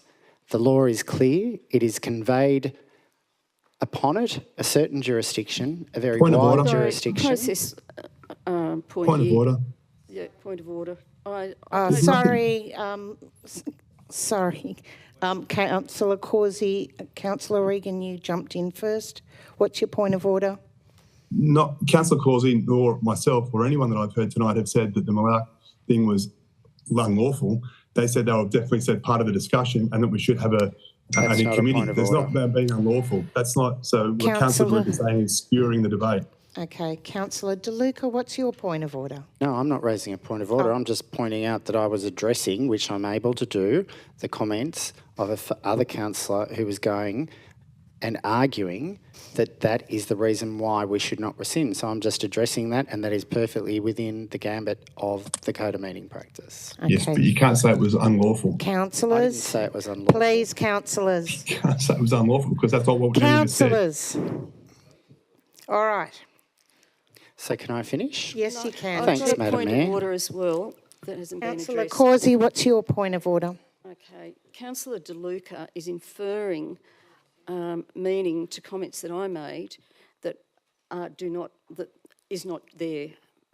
I made a statement of belief on my behalf last week that Again, Okay, Mr Moran the has point of order now will be overridden. I would like Councillor DeLuca to finish what he was saying. And then Councillor Crevlin, what have you, are you adding to debate or are you? No. Councillor DeLuca gets to finish first. I'm just trying to find out, are you another point of order, since that seems to be the fun tonight? Okay, all right, Councillor DeLuca. Thanks, Madam Mayor. So I support the rescission motion for the reasons that were outlined at the meeting last week. I am concerned in relation to the process that has been followed, and therefore I commend the rescission motion to the chamber. Okay, thank you. Councillor Crevlin. I'm going to move the motion be put. Thank you. Okay. All those in favour? No. No. Okay. We've got a vote, I thought, because we already had a... Vote on the put and then... Yes, so we're putting... Yeah. It puts it and then she gets the right reply. Who's seconding the motion be put? Councillor Manano Perez.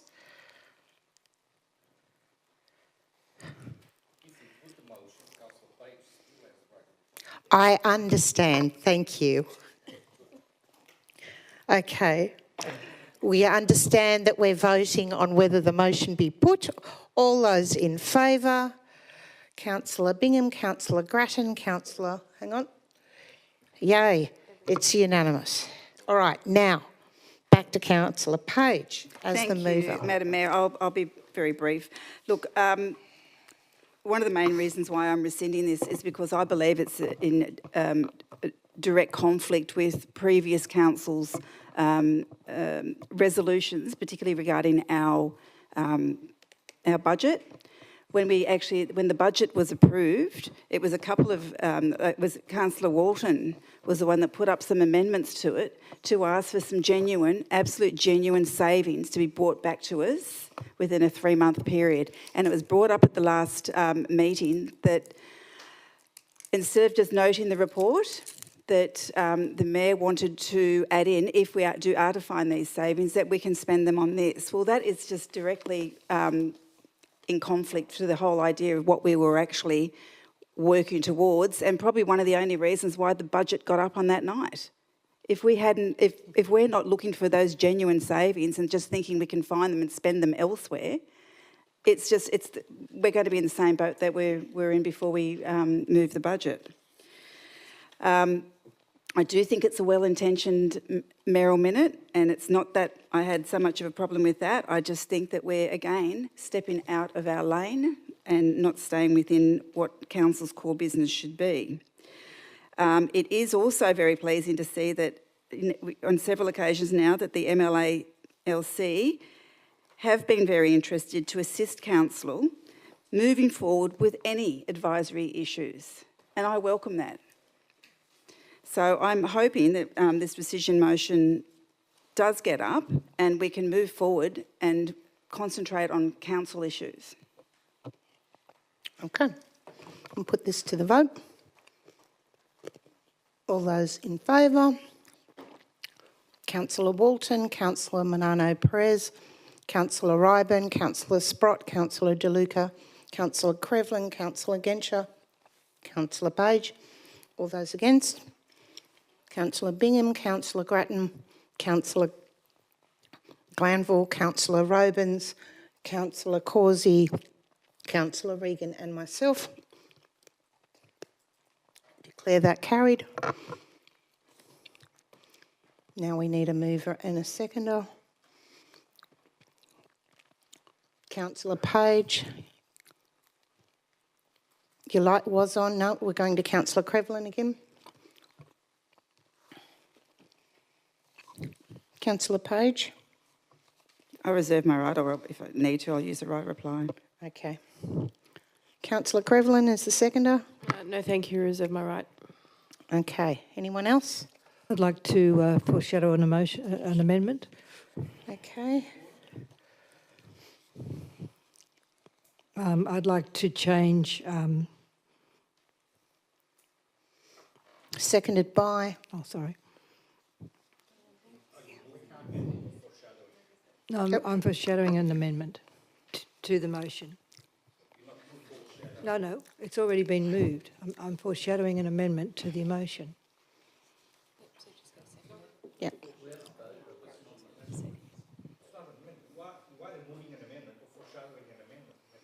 I'm moving an amendment. She's moving an amendment, seconded by Grattan, Councillor Grattan. Sorry, I was just waiting for a seconder.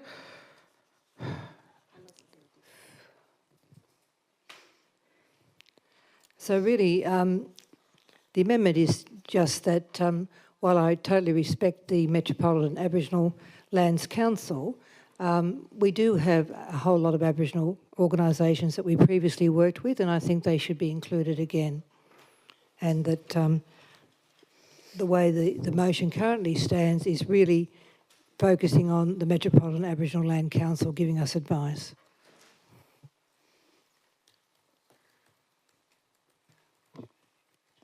Just a point of order, Councillor Madam Grattan. Mayor.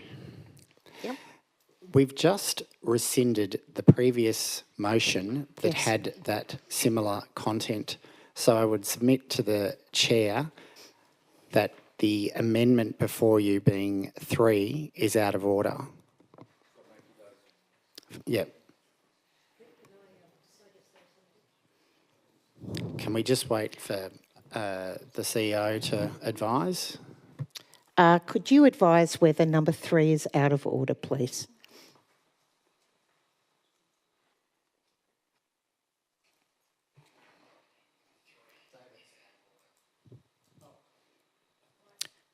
There's someone with delayed.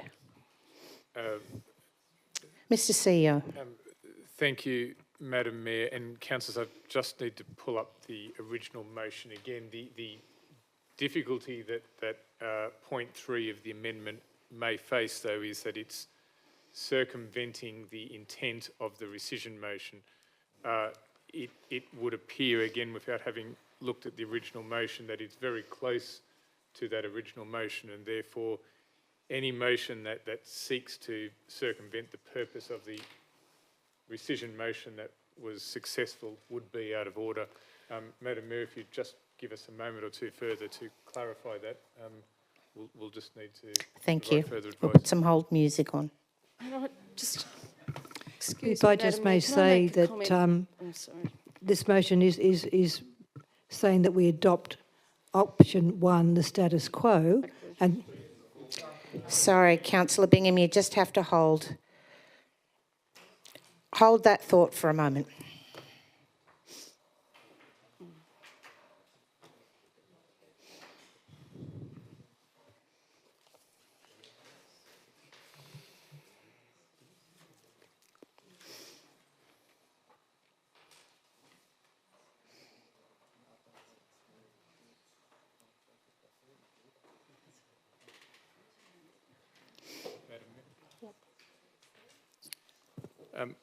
Madam Mayor, just looking at that further, and just to the amendment moved by Councillor Bingham, councillors, what that's asking us to do is what we do right now, as a matter of course.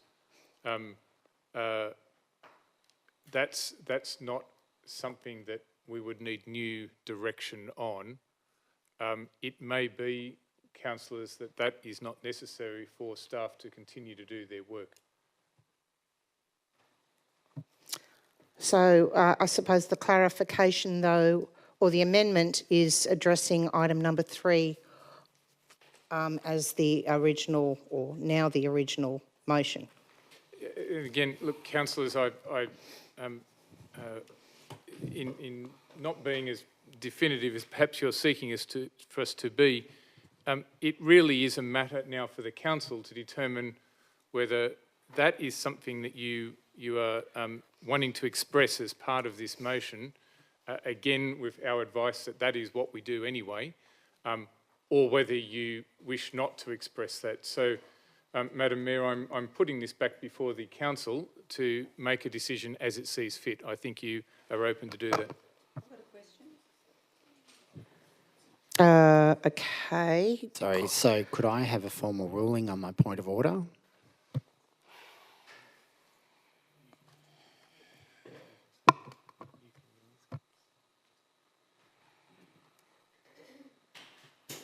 Madam Mayor, I'll withdraw the amendment.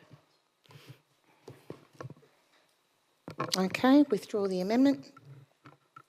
Makes it easier. Okay, so I did have Councillor Walton, Councillor Causey, Councillor Clanville, Councillor Bingham's lights all on.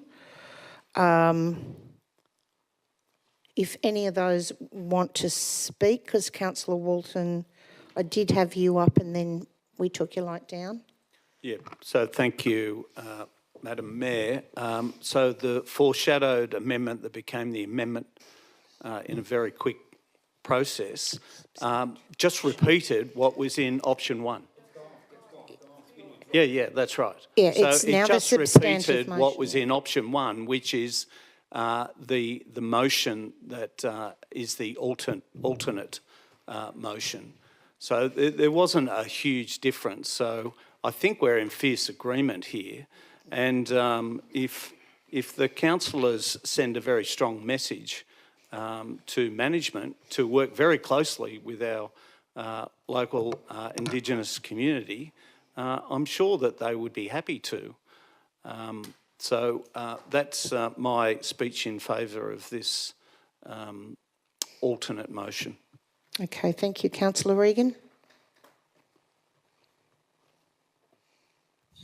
Thanks. I'll foreshadow an amendment in that we simply defer the matter to the next ordinary council meeting, which picks up the point that Councillor Walton just made. If that's the intent of Councillor Walton and other Liberal councillors, that's good that we are going to include our local Aboriginal people as part of it and making it stronger and working with management to do exactly that. I think deferring the motion and not doing this on the spot is far more sensible. and can and lead to a far better outcome.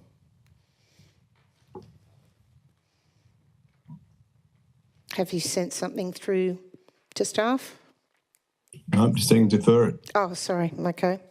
to the next ordinary meeting. All right.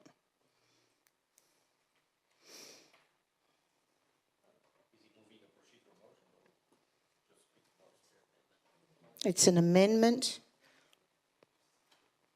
Seconded by Councillor Grattan.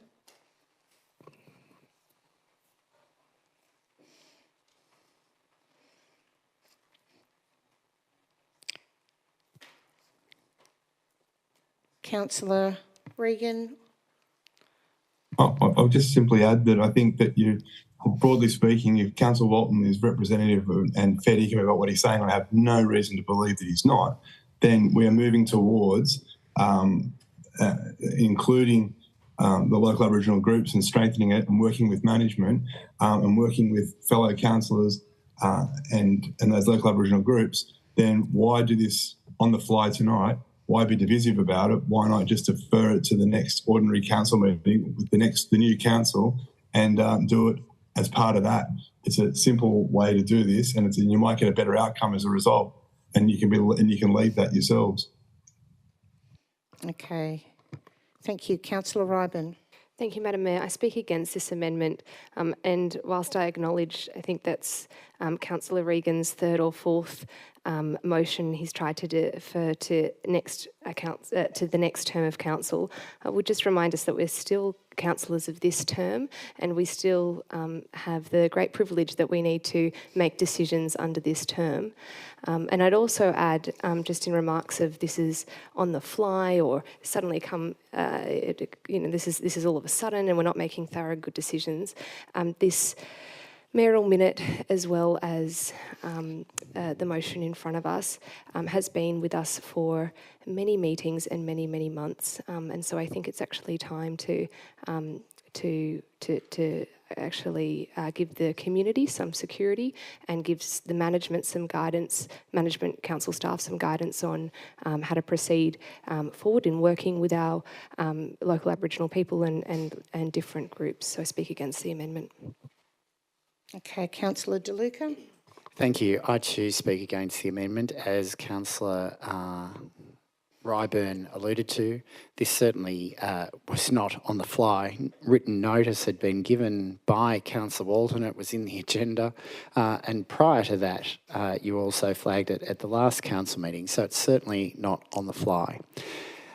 I think it is imperative that we get on with actually doing what needs to be done, and this gives certainty should the amendment be defeated and the very reasonable motion be passed. Okay, thank you. Councillor Glanville.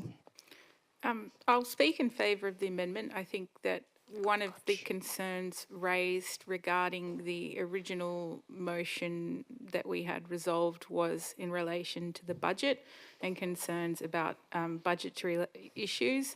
I think with the benefit of a deferral, more information can be gained about the council's budget situation and prioritisation. Procedure to put the motion with 2 for and 2 against the amendment. Sorry, Councillor Sprott. Sorry, I've been trying to count myself. I've got 2 against and 1 for. Councillor Regan and Councillor Glanville. Right, sorry, 2 I for. forgot. Councillor Regan, procedural motion that this be put. All those in favour? Seconded by Councillor Crevlin. Seconded by Councillor Sprott. I saw his hand up. Sorry, all those in favour? Councillor Bingham, let me just... Everyone except Councillor Regan and Councillor Ryburn and Councillor...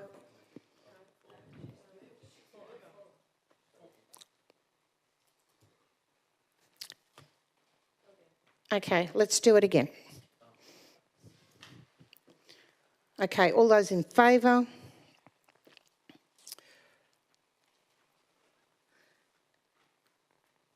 unanimous. No, it's almost unanimous except for Councillor Regan.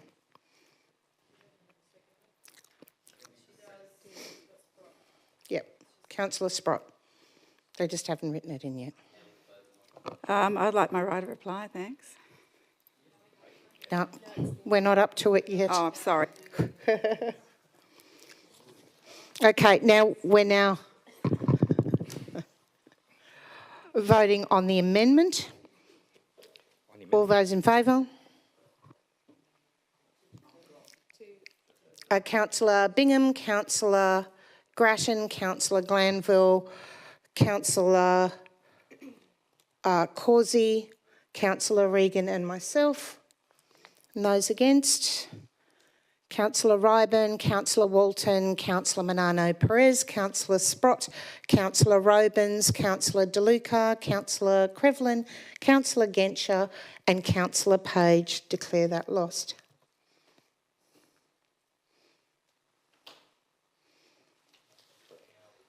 Okay, I'm sure we have almost discussed this topic.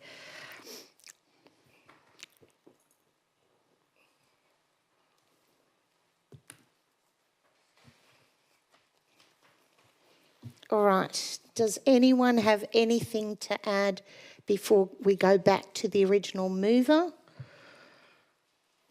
Councillor Manano Perez. Thank you, Madam Mayor. I'll speak in favour of this motion, but I'll be brief because I only want to address 2 points that I did not address last time. The first one is there was a comment regarding this advisory board being the same as an SRG. And obviously it's not. It's completely different. It's not an SRG. This is a board that requires expenditure, that at least 300,000, probably more, and it's not. You can't really compare it with an SRG. I also say that SRGs, we had it for a while. We review it over the last few years, and we basically just reduced it to 2 because we didn't find that was an effective way of doing things. The other point I want to address, which was mentioned today by one of the speakers, is discrimination. And I'll go out on a limb here because I'm probably the only Australian Generation Zero around this table. So I have no problem in saying that I do consider the original motion to be discrimination. Because what about an advisory board for my people, the Portuguese people? Apparently, we actually arrived in Australia before the Dutch and the English. What about the Italian? If we look at the UI, the councillors from the UI and Kilcullen and Arabi know that we do have a huge population of Mongolian people. What about an advisory board for them? So I really do take exception when people say, by doing this, by not doing this, you are discriminating against us. No, I don't think so. I think it's exactly the opposite. I think we're not discriminating against anybody. We're actually trying to bring everybody together under the same flag. So that's the only 2 points I want to make. I'll do support motion, and I encourage you to vote for it too. Okay, thank you. I'm actually going to get a word in now before I go anywhere else because I've heard you all a number of times and I'd like to speak against this motion. I understand that in one way, shape or form, we want to work with our communities. I do take offence to the fact that our First Nations people are considered to be just another multicultural community here. They were here first, as was Indigenous peoples around the world. But what I do find really concerning about this entire process is this isn't about excluding people, it's about including people. So Metropolitan Land Council, Aboriginal Heritage Office all deserve a seat at the table, as do other locals who actually live here, who represent their Indigenous and First Nations culture. I really would hope that we are emotionally intelligent enough to actually allow that conversation to happen. It's very challenging when you have well-meaning people coming up saying you should do this and you should do that, when we should be able to give this culture their own ability to make their decisions, that we come to them with problems and that they can make a decision and let us know. I see this as a simplifying. What I don't like seeing is reading online that suddenly this is $500,000, all these numbers that are blown out to frighten our community and rescue them from things that actually aren't even there to be frightened of in the first place. I do find that really disappointing. I do understand that that's part of politics, but I always would like to have seen a bit more of a realistic discussion. I know that we're all really passionate, one way or the other. I certainly am, and I am absolutely in awe of the diversity of our community, including our First Nations people, who are here for different reasons. And I really have a challenge about including the Metropolitan Local Aboriginal Land Council to make strategic decisions for all of the Indigenous and First Nations people here on the Northern Beaches. It needs to be a group. It needs to be inclusive. Thank you. Okay, Councillor Causey. Well, I think you've pretty much said everything that I was going to say, but I am going to say that I also come from a background with extreme disadvantage on one side in another country. However, I can see that we owe a debt to Aboriginal people who live on the Northern Beaches, who came from the Northern Beaches. White people now living here have taken billions of dollars worth of property in our terms and deprived those people who lived here originally of their livelihoods and their culture. And I think this was the least, an advisory group was the least we could do to try and help right some of those wrongs on the Northern Beaches. And I'd also say that I find that some of the commentary here tonight also has been very disrespectful to the Aboriginal people who are sitting here in the chamber. Okay, thank you. Councillor Page. Is this my right to reply? Yes. Yeah, okay. I think we've got to wrap up and move on. And again, I'll be brief. Look, I don't think there's been a huge amount of disrespect here tonight. I really don't believe that. From what I've heard, we already consult the way that in the way that actually Councillor Bingham attempted to put the amendment up. It was said by council staff here tonight. They do that anyway, and they will continue to do that. So the Aboriginal people that living on the Northern Beaches, they will have vision and voice heard in this council. This is actually just about taking away, making it divisive, making it so it's them and us. And I don't want that. I want to see us as all as one community working towards the same goal. And I'd dearly love more and more people to be involved from the different Aboriginal communities. We're doing that anyway. I think that's a great thing. And I don't think that having a committee specifically for this is going to make it any better. I'd rather see us a lot more united.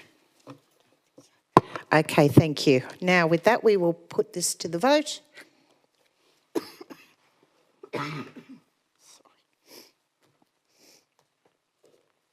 All those in favour?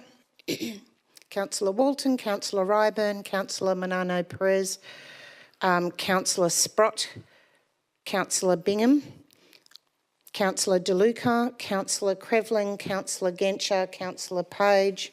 Those against? Councillor Grattan, Councillor Glanville, Councillor Robins, Councillor Causey, Councillor Regan and myself. Declare that carried.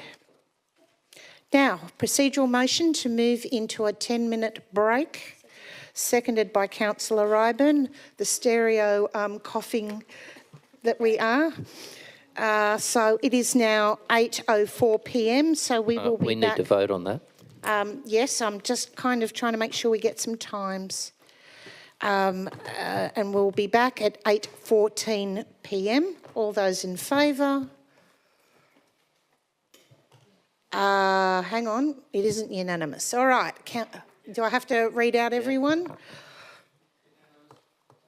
I'd like to say it's unanimous, but it's not.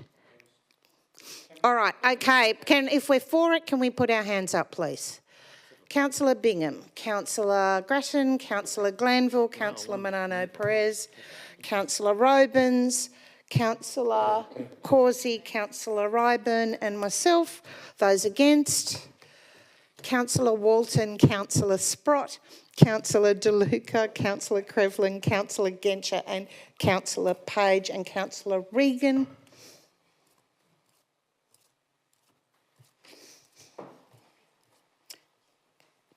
Declare that carried. Whether you like it, you're going to have a 10-minute break, including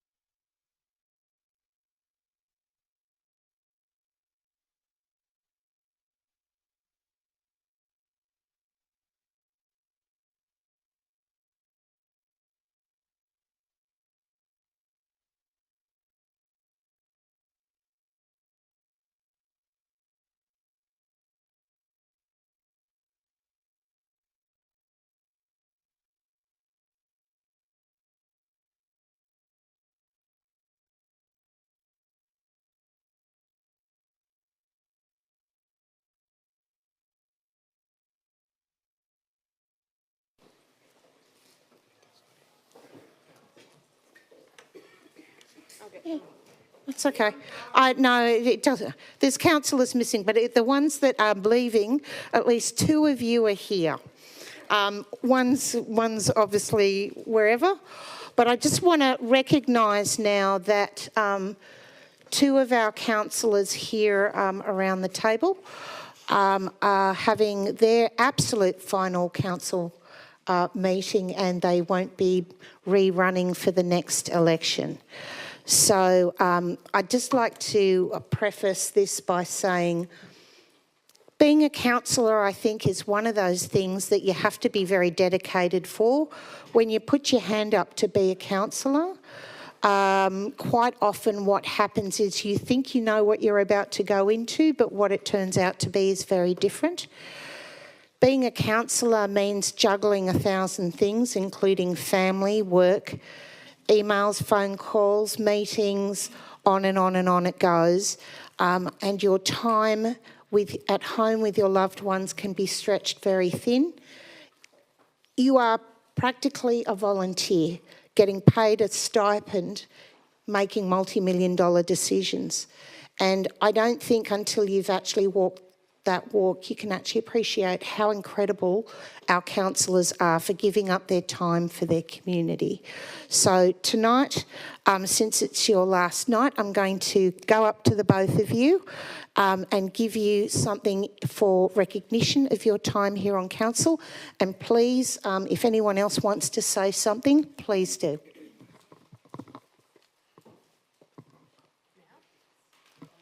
Absolutely. I'm walking away, so Councillor De Luca, you go first. Thanks, Madam Mayor. It is with great sadness that I note the relinquishing of positions by Councillor Bianca Crivellin as well as Councillor Stuart Sprott. And I should also like to note that as we don't know yet whether Councillor Manano Perez is standing or not, I'd acknowledge him as well. All 3 councillors have served, I believe, our community with selflessness and distinction. Councillor Crivellin came as a new councillor and hit the road running and did so with aplomb. She genuinely cares about the people that she represents. She's taken up issues such as the Oxford Falls Bridge for young parents and young children on pedestrian safety. And I think during her time, particularly her intellect and her ability in accounting and economics has greatly benefited this council. To Councillor Stuart Sprott, sometimes it is difficult to find the words that actually appropriately describe someone so fine, so genuine, and someone who is so dedicated. Stuart has been a genuine advocate for not just the Forest Ward, but indeed across the Northern Beaches. He has proved that he's prepared to take up any matter, and through his notices of motion, which there have been numerous, and his questions on notice, he's proved that you know what you're doing and that you have been an effective and efficient councillor. To Councillor Manano Perez, just in case you do decide not to stand, and hopefully you will, but I too thank you for your service. You served in the previous Warringah Council with me and now this council. You do take the effort to read the Code of Meeting Practice and know the rules and adhere to those rules and ensure that others do. And then you have intervened when others have scoffed at that. And I appreciate that. I thank you for your service. You have tried very hard on behalf of your constituents and played a straight bat. You are a straight shooter, even if we don't often sometimes agree, but we agree to disagree. And I'm glad now that we can honestly say we respect each other, and I thank you for what you have done.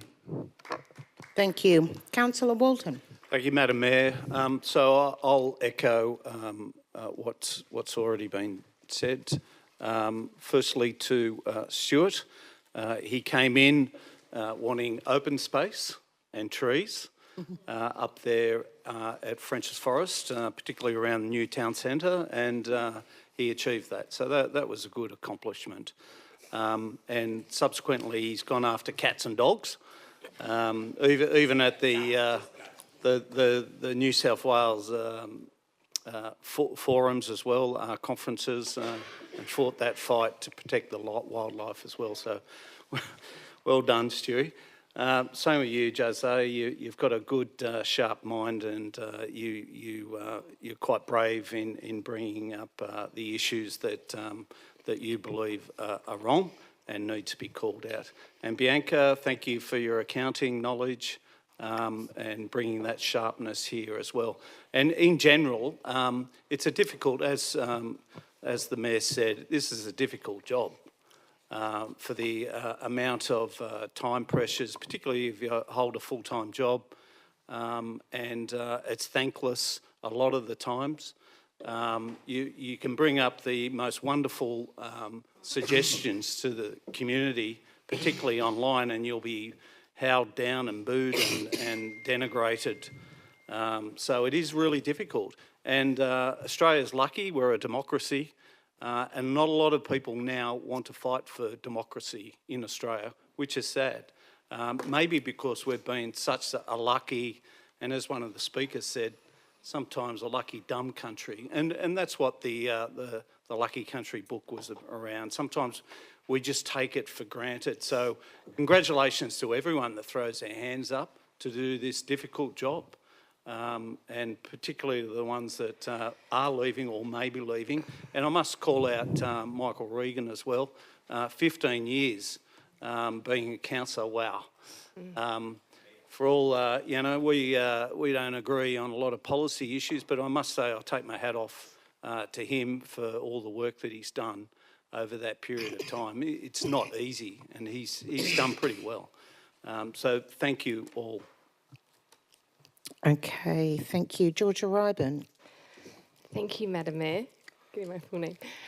I too congratulate everyone. Firstly, Councillor Crevlin.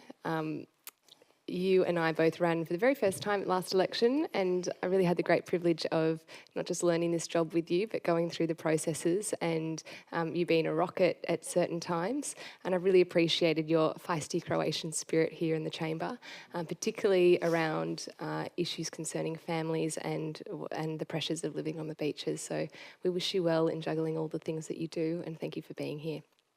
To Councillor Naren Perez, something that I most appreciate about you is that you stick to your guns, even if it's in fierce opposition of all of us. And I think most notably is when you not once but twice try to cancel the hop, skip and jump bus. And we fought vehemently against both in the chamber and also outside. And it became, you were so strong on it that it became a running joke that you would always bring it up at every single meeting. And I think, whilst I completely disagree with you on that one, I think it does speak to your nature of determination and your courage of conviction. I'd also like to echo David Walton, even Councillor Walton, even though Councillor Regan's not here. When I first got on chamber, he was open to meeting all the new councillors and really welcoming us, particularly as Councillor Glanville and I had new babies, making particular circumstances to make sure that we were welcomed and feeling very comfortable here. And finally, to Councillor Sprott, Stewie or Sprotty, or Councillor, however you'd like to refer. I think Councillor Sprott is one of the most salt-of-the-earth councillors, and not just his experience in his professional career of being a cafe owner, which worked very well because he knew everything about Little Manly and every single person around Little Manly. But something you might not know about him is when I first got on council, he said that he gave me the advice that I can't do any wrong if I just follow what the community want, listen to them, and put the community always first. And I think that's something that you have carried on, and we'll forgive you that. Even though you're a Liberal, you're often disguised as a greenie on council by how much you love the tree canopy and always fighting for the trees. So thank you for your service of not just this term, but the previous ones as well. Okay, thank you. Councillor Causey. Look, I'd also like to pay tribute to all the retiring councillors, and as has already been said, they do a lot of work, and there's not a lot of sort of financial reward for it. I think you do it for the love of the community. But I particularly want to mention Councillor Sprott because of his defence for the environment in Frenchs Forest, and I think he's going to be a hard act to follow up there. He's really fought for those trees. He's obviously lived through the destruction of basically the last scrap of Frenchs Forest up there with the council sort of, not the council, the government put the hospital on, and he actually moved the original motion for the tree canopy plan in 2017. And yeah, I know that that's something that's very close to his heart. So thank you, Councillor Sprott. Councillor Page. I think Councillor Grattan was first. Okay, I've been waiting a while. Councillor, oh, sorry. Councillor Grattan.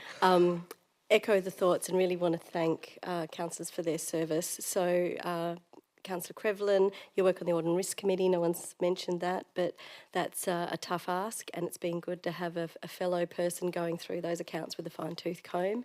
So thank you for your contribution, particularly there, which is a job out of the limelight, but is actually a lot of work. So thank you very much for your role there.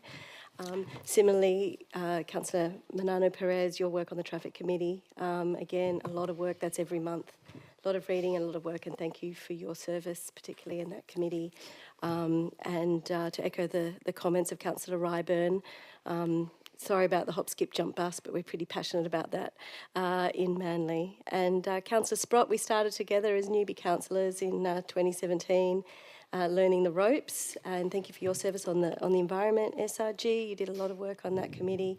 And in addition to the trees and the cats and the dogs that we've been hearing about, it was also the apprentices that we had a bit of a work on. So thank you very much for your service, everyone. And we sort of said thank you to Councillor Regan last time, but a huge contribution by everybody, and thank you for your service. Okay, thank you. Councillor Page. Thank you, Madam Mayor. I will be brief because I know that everybody's probably going to want to speak tonight. Normally, if I hear that, I tend to sit back and let it go. But under this occasion, I would like to say my thanks to you guys. It's been great working with you. I'm sad that it was for just over 12 or just over 12 months. I would have loved to have worked longer with you. Wishing you all the best for the future with whatever you do, and hopefully we might see you back in these chambers one day.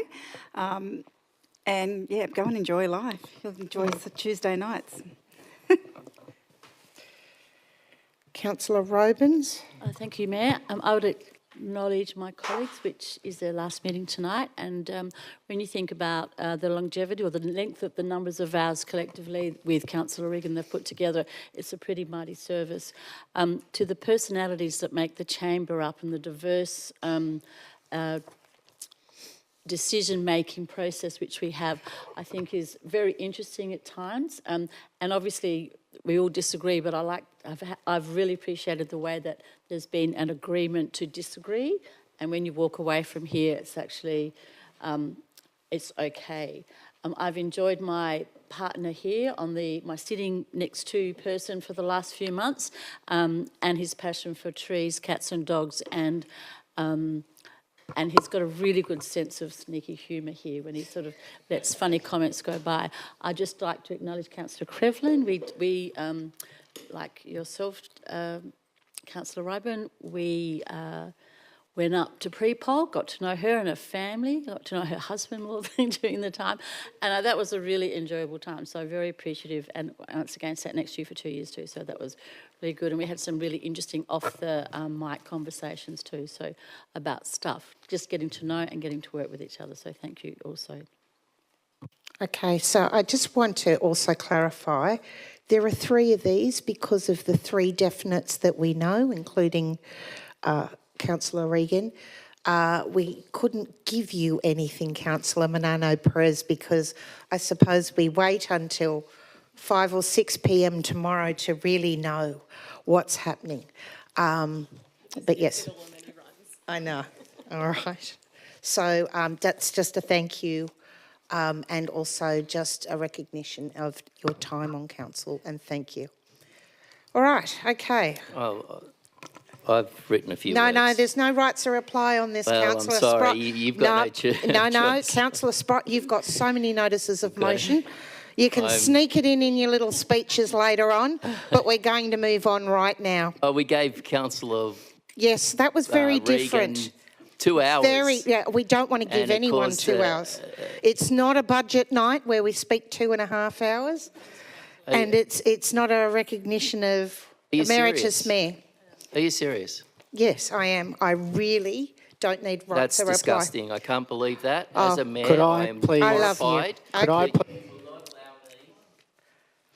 Could I please move that standing orders be suspended for 15 minutes to give the opportunity for retiring councillors to address council? How many? Okay. This, Councillor Sprott, the fact that you're getting upset about this, I find really interesting. But at the moment, the decision is... There's people that I want to thank. Okay. Staff, there's, All right, other Councillor councillors. Sprott, just put it back in a box. You'll get 2 minutes. Wow, you are and showing so your will true values Councillor as a mayor. Crevlin. I've just moved a motion. Yes, sorry, we were just discussing on the time limit. So, yes, can we have a mover and a seconder for 2 minutes per No, I councillor? moved the motion first that we suspend standing orders for up to 15 minutes to give 3 councillors the opportunity to speak. They don't have to use that time, but I think in view of their service, that's appropriate. Well, considering the third councillor It's not up to not arguing. here. It's not up to arguing, Madam Mayor, and I share Councillor Sprott's concerns. This is about fairness, so I've put the motion. Is there a seconder? Yeah, I'll second that. It's seconded. Could you please put the motion to the floor, Madam Chair? All those in favour? Okay, declare that carried with me against.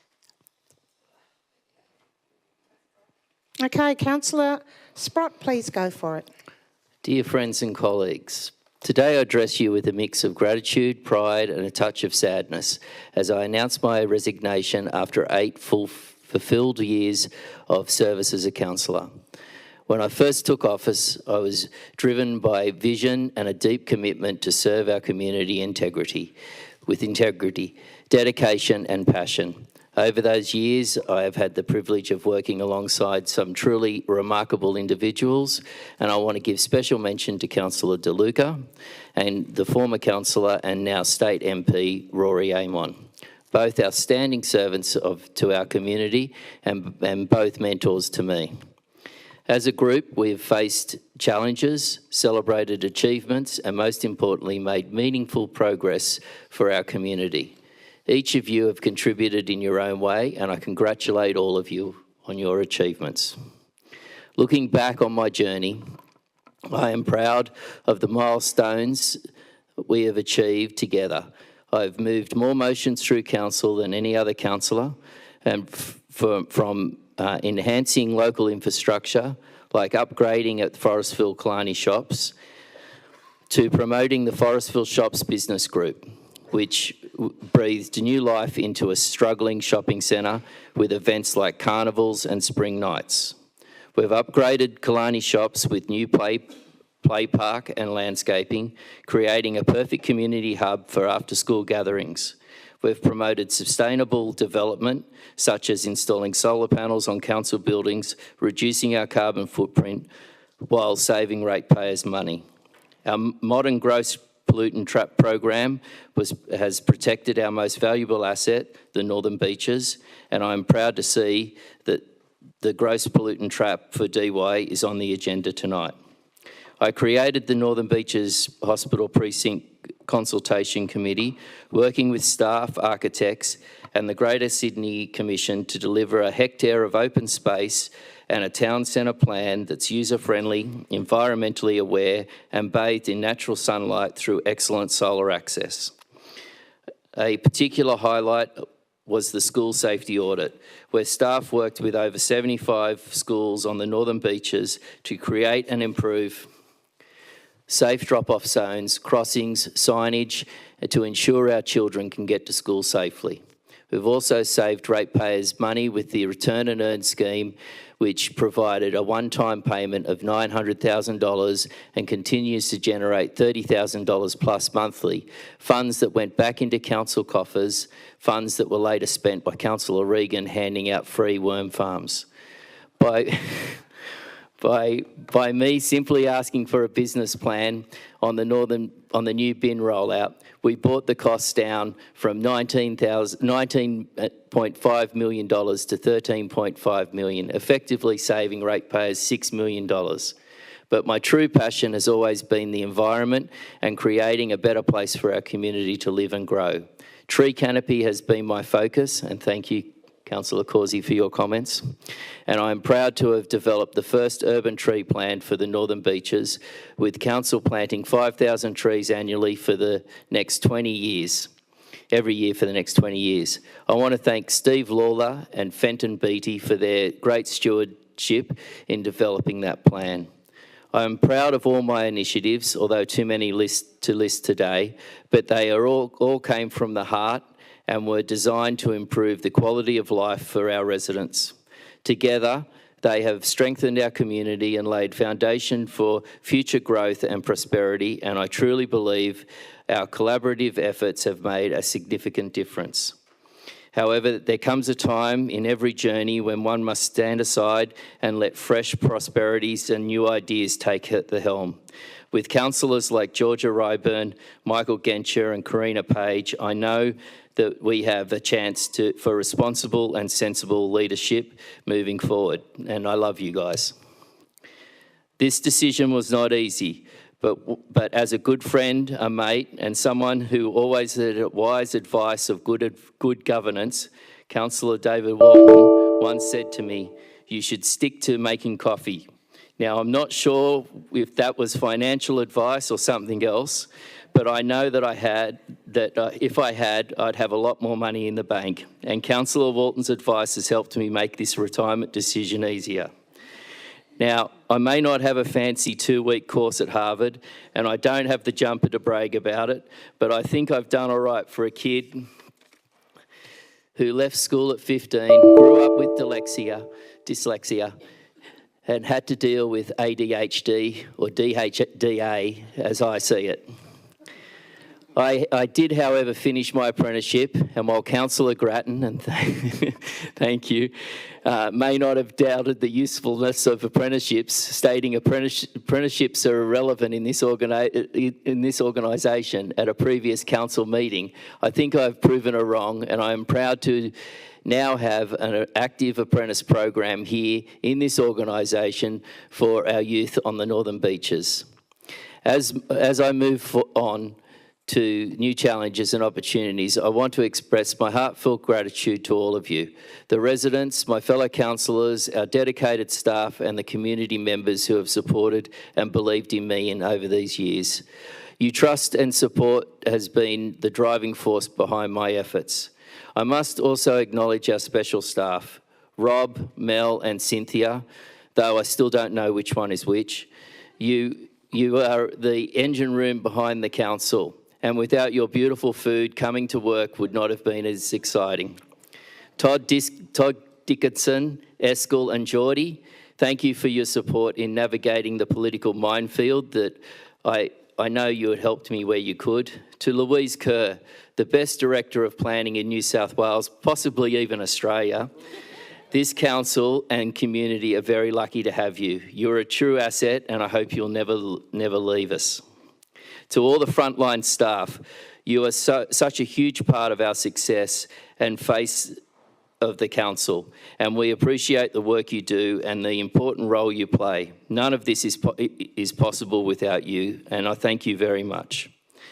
And Ray Brownlee, the best of the best, and someone who taught me a thing or two and became a friend. Thank you. I welcome our new CEO, Scott, and I applaud his honesty and his attention to our community and wish all the best for the future. Lastly, and I'd be remiss not to mention my fierce adversary, Michael Regan. Just imagine what we could have achieved for the, oh, beautiful, love it. Welcome back. Just imagine what we could have achieved for the community if you had only set aside your bullying tactics and political ambitions just for a minute and used your power for good and not evil. We could have achieved great things. It's just a shame that I had to do them all alone. But I did enjoy the banter, and mainly when it was coming from my side. I would also like to extend my sincere appreciation to my family, Aileen, Ayla and Zara, to my brother and sister, Peter and Suzanne, to Justine and all my friends whose unwavering support and understanding have been my anchor throughout this journey. Your sacrifices and encouragement have been invaluable. To the people of Frenchs Forest and indeed the whole Northern Beaches, thank you for the honour and privilege of serving you as a councillor. It has been the most rewarding experience of my life, and I only hope I've done you proud. Thank you. And thank you, Madam Mayor, for the chance to say that. Thank you, Councillor Sprott, for that entertainment and also for your heartfelt thoughts. Councillor Crevlin. Well, thank you, Madam Mayor. I don't know how to follow that. I guess that's after many, many years being on council, you have a lot to say. It has been an absolute joy being on council. I'm not going to say goodbye. I will say so long. I might be back at a time in the future when my kids are a bit bigger and not so demanding on my time. Work has taken a turn and things are incredibly busy. Life is very busy, and unfortunately I just didn't feel that I could give as much as I would have loved to give to council, so hence the decision. It was a very, very difficult decision to make, but I think finally at the end of it I looked at my husband and went, you know what, babe, you've done so much for me for the last 3 years, picked up the slack at home, picked up the slack with the kids. He's given me so much, so we've got to turn the table a little bit. I'd love to thank all the councillors here. You've all taught me so much. Coming in brand new, not knowing what was in front. It was great going through it with Georgia and the other Liberal councillors on board. And I mean, honestly, everybody, Sarah Grattan going on to ARIC, with you being there, I think it was fantastic being able to learn from you. I've certainly learnt a lot going through that process. It was getting onboarded. Ray Brownlee was an absolute font of knowledge, and I can't thank him enough for all the support that he gave me in the very beginning. All the silly questions all had answers, and it just made life so much easier. To Michael Regan, thank you for being so welcoming in the beginning. It was really, really helpful and certainly made the adjustment coming on board to council that much easier. When I took on the Narrabeen ward, I knew I had huge shoes to fill coming in from Rory having been in them, and it was made a lot easier with his help, and it was great to receive that support. To my fellow Narrabeen ward councillors, if you guys get on again, just keep it going. Keep up the work and keep advocating for our community. The community needs strong advocates, and council brings a lot of joy to a lot of people. So thank you very much, everyone. Thank you so much. Okay, let's move on to item 14.3. Thanks, Madam Mayor. So moved by Councillor De Luca and Page. I do have a change in an effort to be collaborative. So after 6, it now becomes 7, and it reads, note that while Council acknowledges the reallocation of $6.9 million of funds into the Brookvale Safe Haven The Perrottet government's $28.5 million pledge to Lifeline while in government, and the Honourable Rose Jackson's announcement last year that Lifeline will receive $8.2 million over 5 years to expand its text and web chat services in New South Wales, that Council's main aim is for the state government to return funds for youth mental health beds at Northern Beaches Hospital because existing facilities are inappropriate for the safety of youth, and if at capacity, young people must travel to Hornsby or Westmead. And then at D, calls on the New South Wales Government to respond to the continuing need on the Northern Beaches for investment in youth mental health, particularly 1, provision of dedicated and separate youth mental health inpatient beds. 2, need for a non-clinical step-up, step-down facility for youth suffering from mental health issues. 3, improved communication and case management for families and young people navigating the complexities of mental health services. So that is the motion. And while I realise that Lifeline in its media releases has thanked the state government for its continued financial support, and I'm sure that through that financial support, employees of Lifeline benefit significantly and have a financial gain, I wish to bring the motion back to the fact that we are talking about the restoration of beds. So that is the motion as it stands. Excuse me, Mayor, given the mention of Lifeline and while it's completely irrelevant to this motion, I will leave the chamber. Okay, as the seconder, Councillor Page, are you happy with that? Yes, Madam Mayor.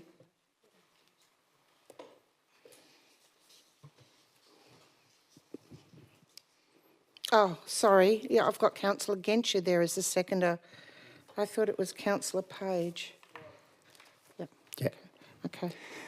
Thank you, Madam Mayor. At the last council meeting, we heard from a member of the public outlining what he endured as a parent and what his daughter endured as a patient. Councillor Bingham would be aware too that a gentleman came up during the break to tell us about his daughter and what she sadly experienced. The fact that in the whole region there is no opportunity other than to go to Hornsby or Westmead, which is often absolutely chockers and therefore can't take patients at risk. It is not just we as a council that are concerned about the New South Wales Government's handling of mental health services and particularly youth services. And you only have to read on the 4th of June the article in news.com.au. New South Wales Government criticised for hidden $120 million funding cut to critical mental health programs. Mental health bodies are up in arms over a cut to a vital program which helps vulnerable mental health patients ease back into it. And the head of the various Black Dog Institutes condemned the government and called them atrocious. The government, atrocious for the government to cut a program at a time like now when need is so high. They were also condemned by the Mental Health Coordinating Council's Chief Executive Officer, Evelyn Tadros, watering down the program that would ultimately cost the government more money. Not only is it a human rights issue, it is also costs more to keep clients in inpatient care instead of having them live out. And that's Dr. Tadros. It does concern me that we need those beds at Northern Beaches Hospital, but clearly we need Northern Beaches Hospital to be under clear review. And a Legislative Council inquiry does that.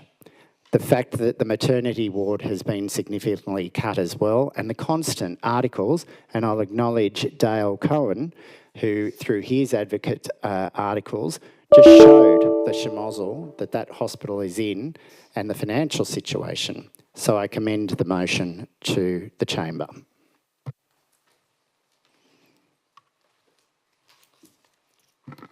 Okay, Councillor Glanville. Excuse me, Madam Mayor. I just need to make a non-significant, non-pecuniary declaration given the new motion.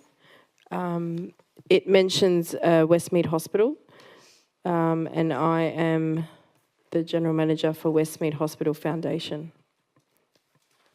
I will remain in the chamber.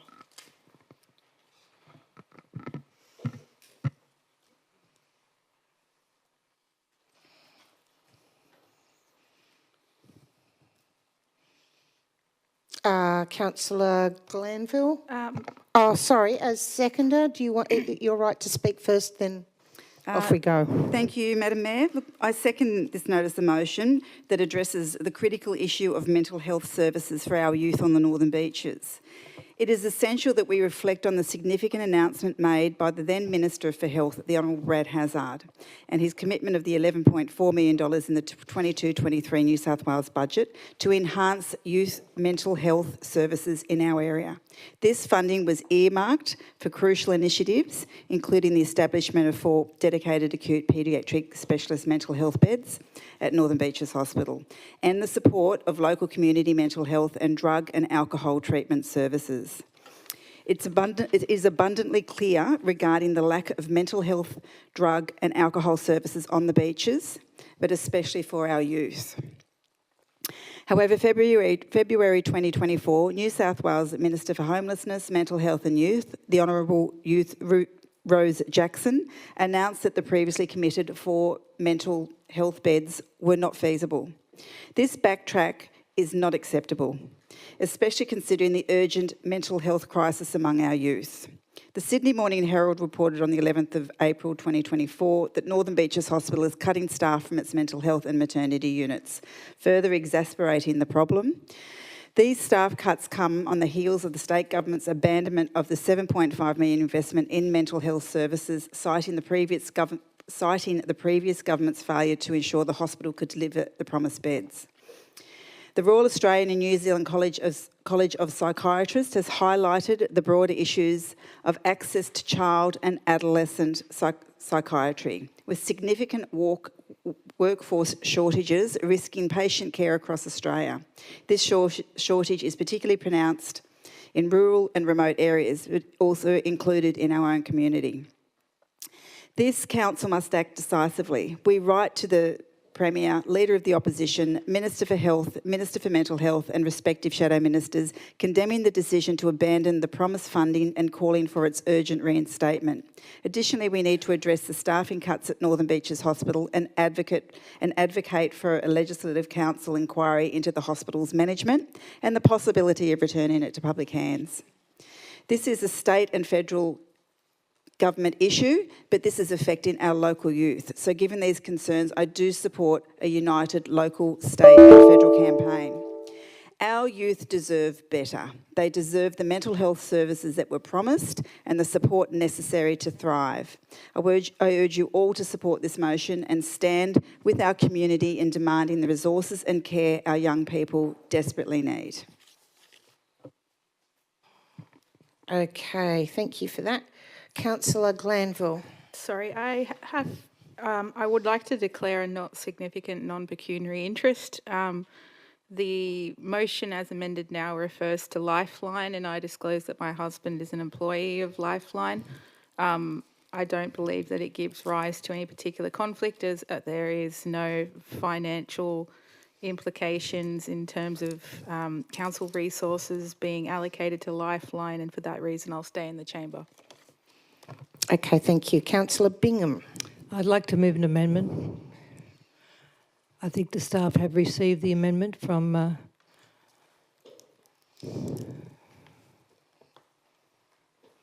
Sorry, who did they receive the amendment from? It was from Councillor Grattan, but I'm now moving the amendment. Mr. CEO, could that please be noted that that amendment was actually received by Councillor Grattan? Well, I'm moving it. It's still the point that she has submitted that. Councillor Robins, are you seconding it? Or Councillor Causey? Point of clarification, does that make that amendment legal, seeing how Councillor Grattan has declared a conflict of interest? Through you, Madam Mayor, the amendment is only being put now by Councillor Bingham. And it was also circulated to all councillors as well. Okay, thank you. Councillor Bingham? Look, I'm very distressed. I mean, everything that Councillor De Luca says is pretty well accurate. I mean, I can remember when we had a dedicated ward at Manly, you know, for mental health, and it really did, East Ward, and it did an amazing job.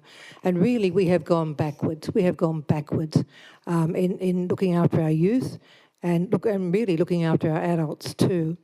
However, I don't feel that a motion that is highly critical of the government is the way to approach this. I feel that we should certainly express our disappointment and express our concern, and then acknowledge the relocation of $6.9 million of these funds into the Brookvale Safe Haven, and we're yet to see how successful that's going to be. But if you scroll down, the motion does have a lot of other things that it recommends, and it does take on board a lot of Councillor De Luca's comments, particularly in relation to how the money is spent, and also we've incorporated Councillor De Luca's point 8. We've included his point 8 as point 3. I think it's unfortunate, to Councillor De Luca, that you've gone through a lot of detail here, and some of it isn't accurate. And just a point of order, that is not the case. It is accurate, and it is for a public record accuracy. Alrighty. Okay, thank you. Councillor Bingham? Anyway, I'm proposing this alternative motion as a more, I think it's, we really have to be aware that we need the support of the state government to make these things happen. And by highly critical of the state government, we just alienate ourselves more and more. So I'm putting this alternative motion, and I trust that you will support it. Okay. The seconder, would you like to say anything? Yes, look, I welcome this motion that Councillor Bingham's put forward. I also recognise that the resources for mental health, and particularly amongst young people, but at all levels, are in extreme short supply at the moment. There are times, in fact, when right across the state there isn't a single mental health bed available, and it's most critical amongst public health, in the public health sector. And unfortunately, Northern Beaches Hospital is a private hospital, so the beds there are limited. This is no surprise that we're in this situation. I can remember as a journalist going to media conferences probably 20 years ago with somebody who was then a backbencher and took the then government to task for their lack of attention to mental health issues. So this is not new, and for those of us who've been on the Save Mona Vale Hospital Committee for years now, it was entirely predictable, as Councillor Bingham said, closing down that ward at Manly Hospital. So I particularly appreciate this amended motion because it depoliticises the original version, and for some of us, I think that's important because I think there's blame that can be sheeted home to a number of quarters, and the important thing now is to improve the situation and try and get the government to provide the funding that's needed. Okay, thank you. Councillor Robins? Thank you, Mayor. Concur with what Councillor Bingham and Councillor Causey have said. There is no doubt that we all know of the mental health crisis, all of us around the table. We all know the lack of resourcing, the lack of support, the lack of beds to this area. And I think we are all in agreement with how we need as much as we can possibly obtain on the Northern Beaches. However, I don't feel that we should be highly critical of the government. My preference is that we can work conciliatory alongside with them, or just talking to them, using our networks within our local government area or within the Northern Sydney Health Services. We have a huge community network. We have not only networks, we have the Health and Safety Committee, but to work collegiately together, I think, is better than being critical. So I support this. Okay, thank you. Councillor Regan. Yeah, just to cover off a couple of things. I think it's not necessarily a lack of resources or anything, but it's more of a lack of coordination. When we had the meeting with the Minister in these very chambers here, the member for Manly and I spoke quite passionately about the fact that the money had been committed. We were given an assurance both at that meeting and since in writing that the money is still committed. But we were listened to a patient, a former patient, a young lady that had been there who was feared for her life whilst she tried to take her own life, and she was being treated for that. She was actually fearing for her own life in that ward, and spoke about the fact that she was more worried about being murdered than she was to actually take her own life. And that shook all of us up a bit, and spoke about the fact that she didn't believe there should be a unit there. It should be located elsewhere. The Minister committed and still commits that, and has followed up again today, or this week rather, in that they will not be taking the money away. And in fact, if it requires more money, they will spend more money. The reality was that the hospital, just with their own architects, government architects and government builders, could not find a solution with the money that was allocated by the former government to actually build in the additional beds and what was required. So they said, what's another solution? And is it something different, like doing it off-site, which was sort of more preferred by others in that room, both from federal and state, and including former patients. So there is still, haven't ruled out doing it at the hospital yet, and there's another walk around with the nurses as well as the hospital management as well as the government, which is positive. There was another commitment again about looking at what alternatives are, and another commitment that they'll be starting their conversations with the different groups, and particularly about where to locate something of benefit and of that will serve our region. And again, if it requires more money, they will absolutely look at doing that and funding that as well. So the money's not disappeared. They're just going through a process. And what we learnt on that day, and I think there's many of you there at that meeting, you would have heard that there's a complete lack of coordination amongst the federal services are providing, what the state services are providing, what the local not-for-profits are providing, and everyone's looking at each other, I didn't know you existed. I didn't know you existed. That was kind of embarrassing and frustrating all in one breath, because there was all these good intentions and a lot of money, just no opportunity to coordinate. So that's another piece that's being worked on. So I just wanted to reiterate that we're having conversations. James Griffin, the member for Manly, is very much a part of those. And I'm pretty sure Rory Amon, the member for Pittwater, is, and we've been kept abreast. So things are happening, and I support the amendment. Okay, thank you. Councillor De Luca. Thanks, Madam Mayor. I speak against the amendment. Time has passed. The state government is treating the Northern Beaches with contempt. I do not accept the apologist behaviour from Councillor Regan on behalf of the state government. As Chris O'Keefe on 2GB stated, point of order. We need to continue to fight. Excuse me, what's your point of order? You can't say that rubbish. There wasn't an apologist on behalf of the government. It's just stating the facts. That's not a point of order. He's had his debate. That's just a point of order. You've got to state facts. You can't just talk rubbish. Just realised I can't mute you, Councillor Regan, even though I tried. Please play along nicely As tonight. Councillor Sprott said, unfortunately, the bullying continues by Councillor Regan. Sorry, point of order. There is no bullying. Point of order. You've just got to speak facts, that's all. So, I will continue. This is one of the most significant issues that has come before this council. Young people are dying. There is no time to waste. Young people are self-harming. Young people are having psychotic episodes and being forced to go to Westmead or Hornsby Hospital, and often it is too late. We cannot waste time. Now, the blah, blah, blah, blah, blah that we just heard is unacceptable. We must ensure that we, as elected representatives, make a strong point on this.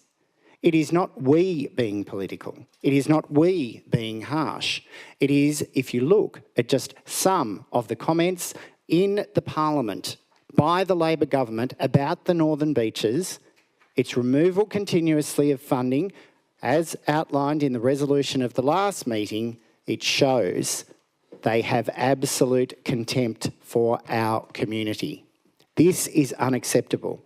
And for any councillor to be trying to water down my motion and that of Councillor Page's to represent our community and say enough is enough, be it mental health, be it the maternity unit that's cut, and we're actually fighting for all those staff who are being treated up there appallingly because of the staffing cuts. And yes, usually that's a Labor issue to protect the workforce, or a Greens issue to protect the workforce. And that's what we are doing by this motion.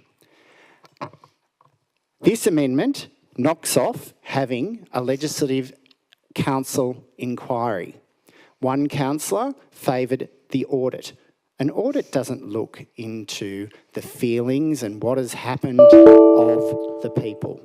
It's just a mere figures and that's it. A Legislative Council inquiry gets to the bug of what the problems are.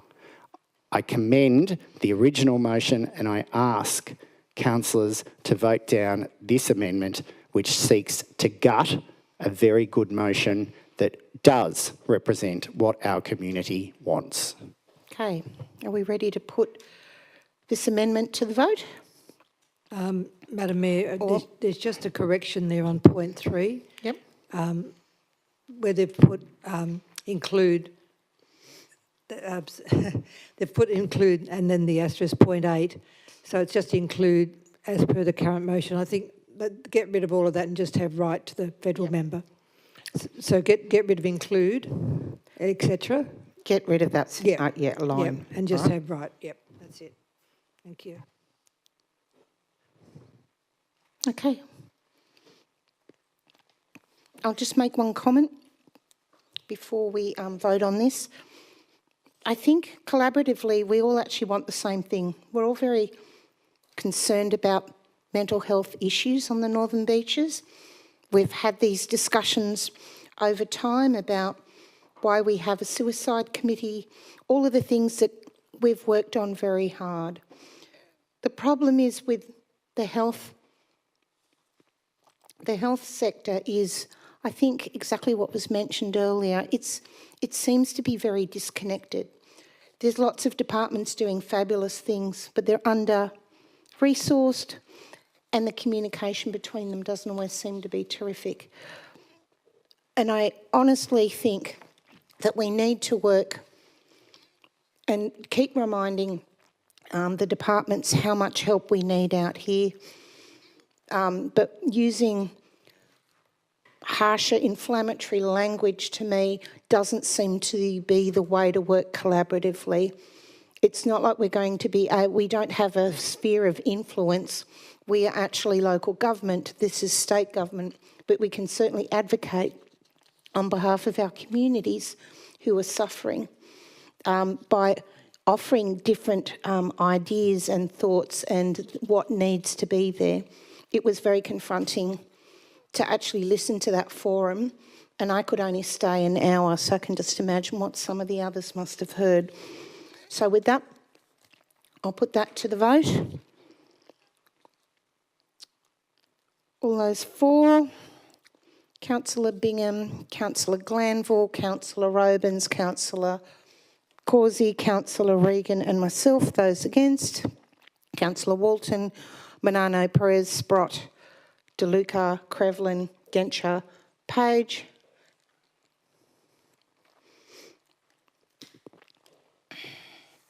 Declare that lost. Back to the original motion. Thank you, Madam Mayor, I'm happy for it to be put.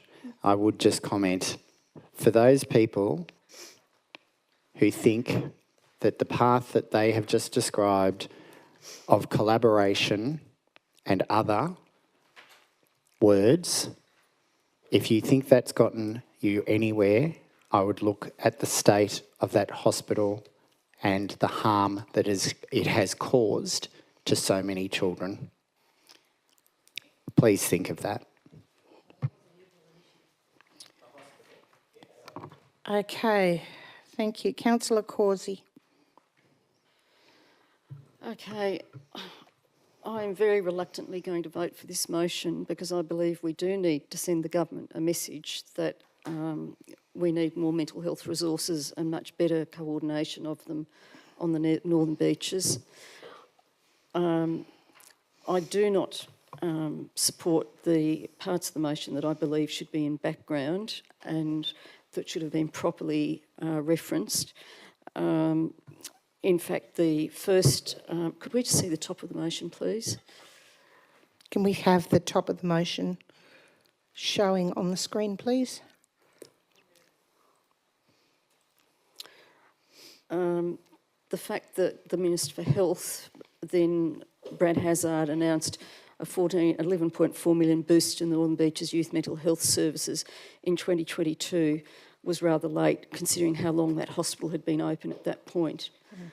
And I think that's great that he introduced that extra funding, but unfortunately that was rather late into his term of government. So, and I think you'll find that there was media comment to that effect as well. So, yeah, so I will support this on the grounds that it is important that the community stands up and lets the government know that we have problems. I think Rose Jackson is very well aware of it at this point, and she was the one who organised the mental health forum here, but there's no harm letting them know. So, yeah, I'll support the motion. Thank you, Councillor Glanville. Thank you. I had fairly similar remarks to Councillor Causey to make. I think perhaps some of the background in the wording of the motion perhaps doesn't advance things, and the real call to arms is in 7 and 8, but the motion is what it is.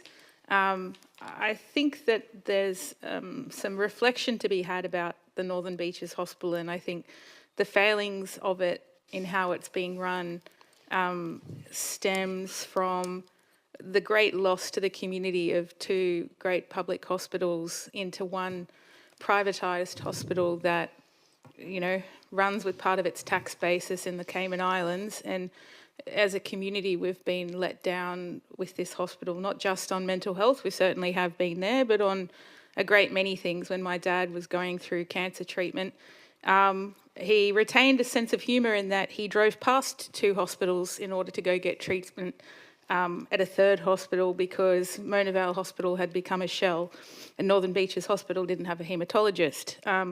And so, you know, it's unfortunate that we are where we are with public health, or not so public health in general in the Northern Beaches, that there's this spaghetti mess that has been left of how this hospital is run.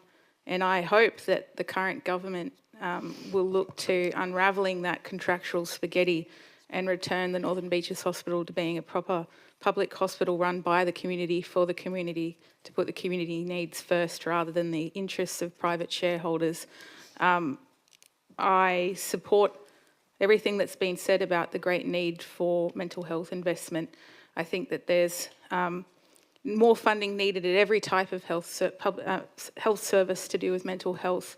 At the community level, we have great organisations like Moana that run on a shoestring that need budget. We need more intermediate level care where people who can get proper treatment and access to psychology and psychiatry help, you know, in an outpatient basis. We need more inpatient services for those where that's really the best option for them. At every level, we need more investment, and also more investment in the things that drive poor mental health.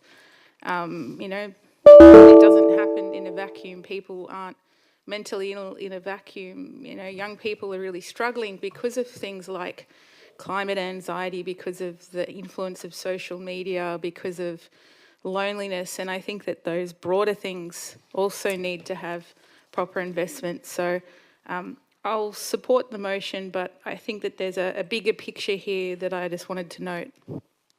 Thank you. Councillor Regan. Thanks. I think it's important to note that this hospital is a private hospital. It's not a public hospital, and I know that point's been made by some, but to understand that is we were promised something that was very different to what we've ended up, and that's what's causing a lot of the issues in that you can't just force them to build something. They invoice the government of the day for their services for public, and they take the rest as private. So whilst the money was good intentioned from the previous government, there has been a roadblock as described. The member for Manly and I are actively working with Minister Jackson and the Minister for Health and others in ensuring that, and have a commitment, as I said before, to ensure that this is money will be spent and not lost. That's been committed to in writing, and no doubt when they get a letter from yourselves, it'll be again said, yep, we're working on it, and they'll be committed to writing. It's not apologising, it's just a fact. The member from Manly and I will continue to work closely with the government to get the results. And hopefully it'll be a better outcome than what was planned by shoving in 4 beds there, if it's not what the patient experience was. And I might add too that thanks to my advocacy in particular, there is now a performance audit of the hospital to ensure that are we getting value for money as was promised, or are we not getting value for money? What's the service like, including the patient? So that's now open for consultation, and the terms of reference are out there, and I encourage the council to make a submission. I encourage all of the councillors and their families and the members and the people they're speaking about personally to make submissions, because it is about the patient experience as well, not just the numbers. And I think it's very important that we go down that path, and I look forward to actually seeing some results and seeing the money being spent, because we all acknowledge it's an issue and it shouldn't be political. And I know certainly that the member for Manly and the 2 ministers and myself are not doing it in a political sense, and simply trying to fix what is a shocking problem which we all acknowledge, and it will be addressed, but it will take time to get it right. But I can't support this motion in its current stance. Okay. Does the mover want to have his final say? Thank you. Thanks, Madam Mayor. I should point out, in reference to the Mona Vale Hospital Committee, that, as I've said before, the chairperson fully supports this motion and commended the motion. I note the member for Wakehurst comment that a performance mechanism is being undertaken, but as I said, the only way to get to the bottom of these issues is to have a parliamentary inquiry. While the Labor government would not want that, and I'm sure that it will expose certain things. There's already been an LSAT inquiry. Excuse me, that's not a point of order. It is debate, and I refuse to be bullied by a person who is part of the Labor government. Councillors, just please behave. I know this is your final opportunity to throw at each other, but let's just get through this as fast as possible. Thank you, Madam Mayor. And just back on, the matter shouldn't be political. Well, we're seeing certain people tonight trying to defend the Labor Party on an alliance, and we know what you're up to. So don't try that with us. We're smarter than that. DeLuca, that's false. Sorry, again, DeLuca, he is please stick to interjecting. your You topic. can't just lie like that and get away with it. He is constantly interjecting. You should. I can't. He's remote to me. So you're allowing him to abuse other councillors He and bully not. them.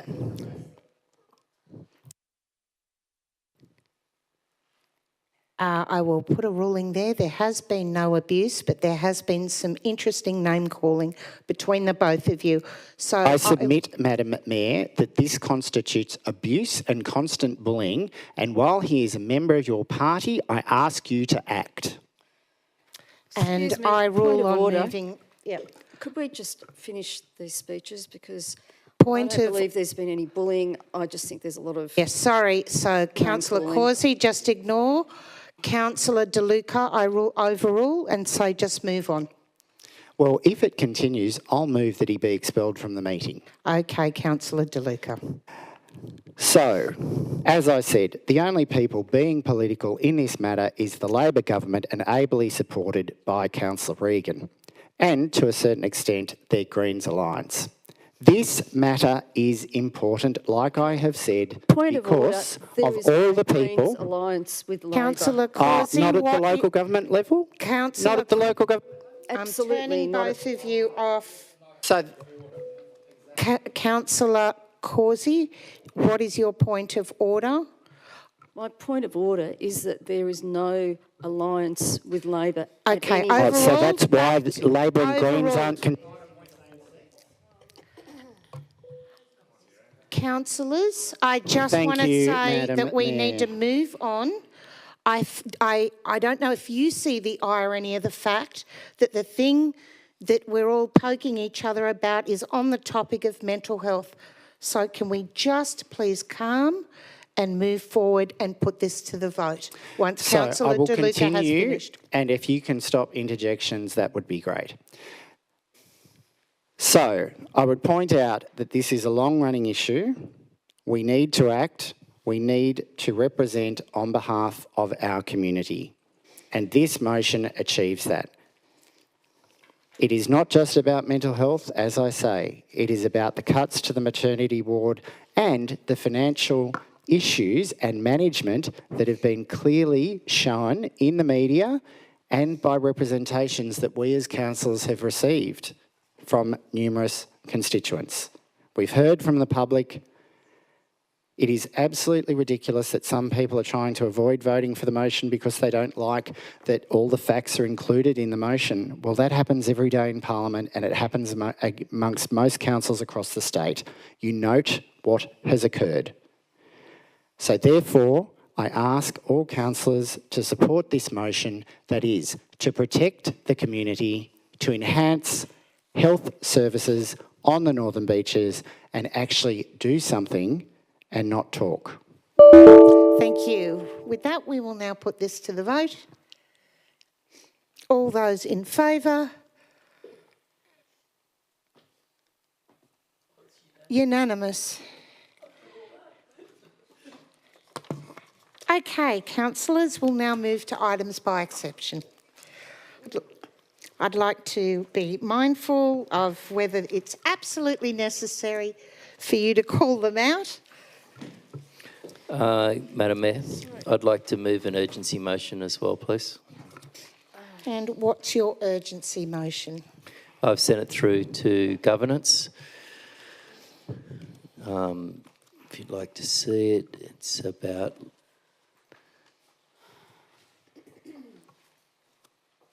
Lizard Rock. Governance could put it up, please.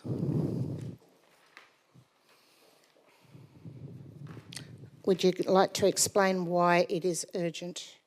Yeah, just going into over the next few months, or the next 2 months, we're not going to have really a council here. And I just want to put in place some protections about Lizard Rock and just giving council staff some powers to, as the motion says, to do everything possible to move any legal representation of council if the sale of or the planning proposal goes through for Lizard Rock. So I think it's urgent to have that now, and this being the last meeting where we can make those decisions. This will just, you know, like I said, put in place some sort of protection. Okay, so councillors, what you're voting Just on... a question to the CEO. Yep. During the caretaker period, does the CEO not have that power in any event? And secondly,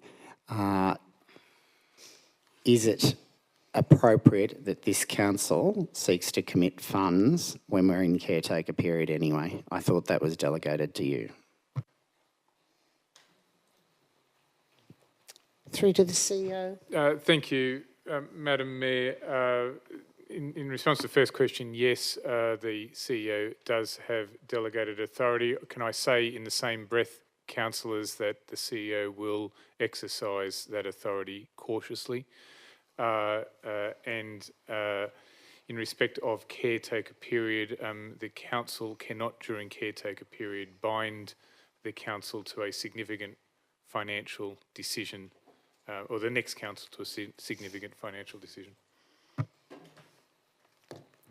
Okay. So is it an order?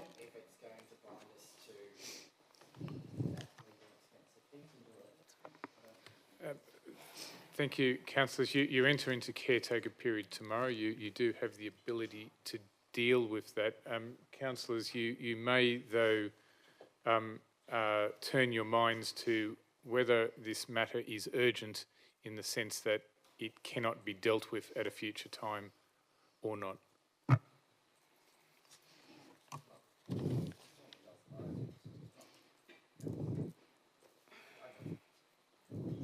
Okay, councillors, we are going to be voting. We need a seconder.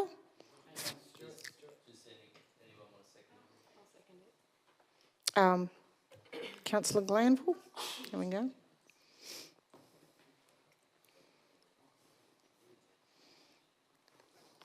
So all we're voting on at the moment is if it's urgent or not, and if it goes through as urgent, then it goes to the end of all the other notices of motion.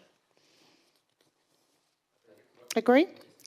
Okay, so you're voting now on whether it's urgent or not. All those in favour? Councillor Bingham, Councillor Glanville, Councillor Walton, Councillor Sprott, Councillor Crevlin, Councillor Page, Councillor Causey, Councillor Ryben. Those against? Councillor Grattan, Councillor Manano Perez, Councillor Robins, Councillor De Luca, Councillor Genscher, myself.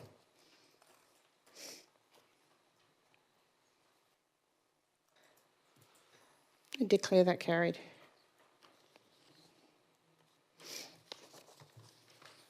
Okay, items by exception.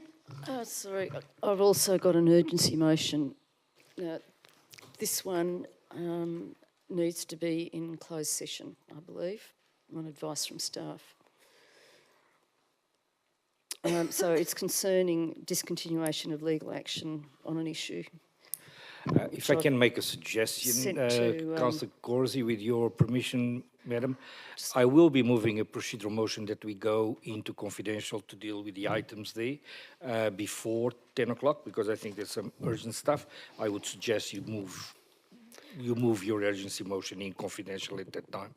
Well, could I have advice from staff? Is that the appropriate time to move it, or should I move it now? I will say that I think for you to convince us about whether it's urgent or not when you can't actually speak about it publicly may defeat the purpose of you trying to convince us why it's urgent. Okay.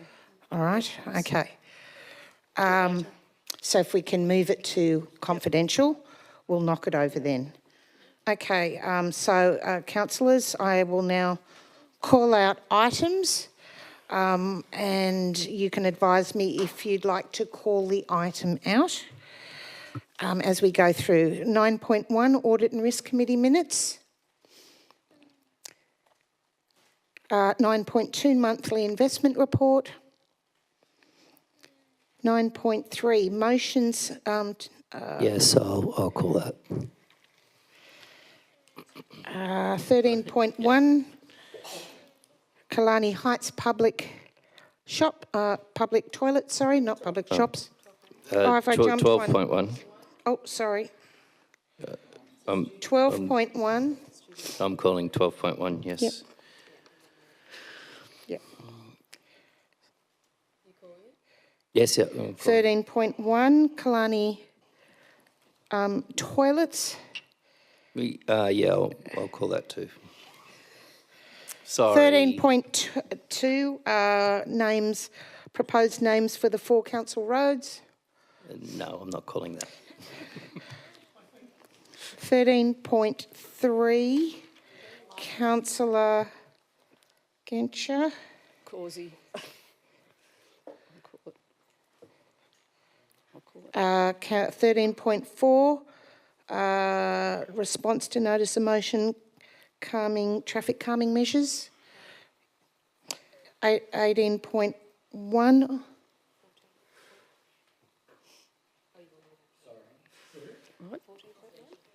No, I've got 18.1 is next. Yep. So 18.1. About 14.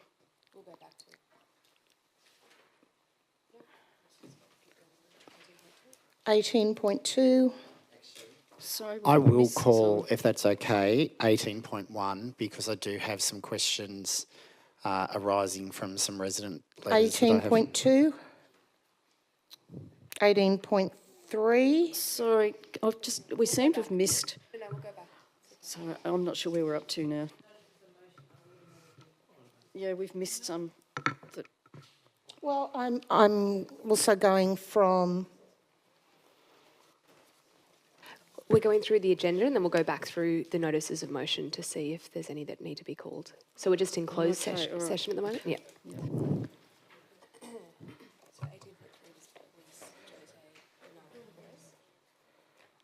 Okay, 18.3 is to be pulled out. So that doesn't have a tick against it, or Did we get 18.1 called as a Yes. requisite? Yep. Yep. Thank you. yes, thank you.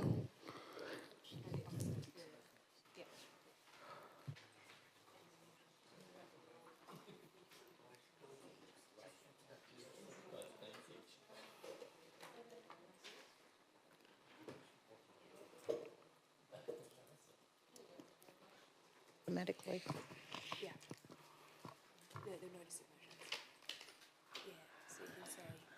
Okay, are there any other notices of motions that we would like to go through automatically? We can move the truck exhaust brake one to go straight through, if you would like. 14.2, yep. No.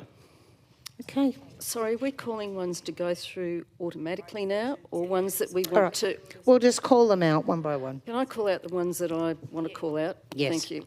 All right, so I'd like to call out 14.5, which I've already discussed with Councillor Sprott. Then 14.7. That's it, thanks. So 14.2 and 14. Councillors, let's just go through as we normally do, because I'm finding now this is totally confusing. So we will just go back, vote through the items by exception, and the first item we will go to is item 9.3.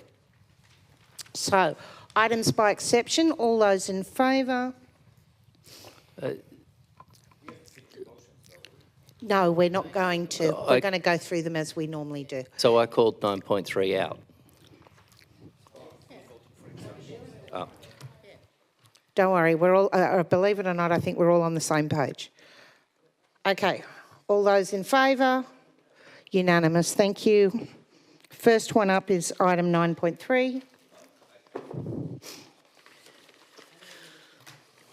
Yes, okay, what page was it? 21.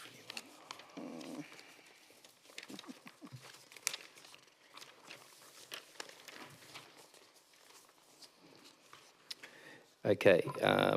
Councillor Sprott.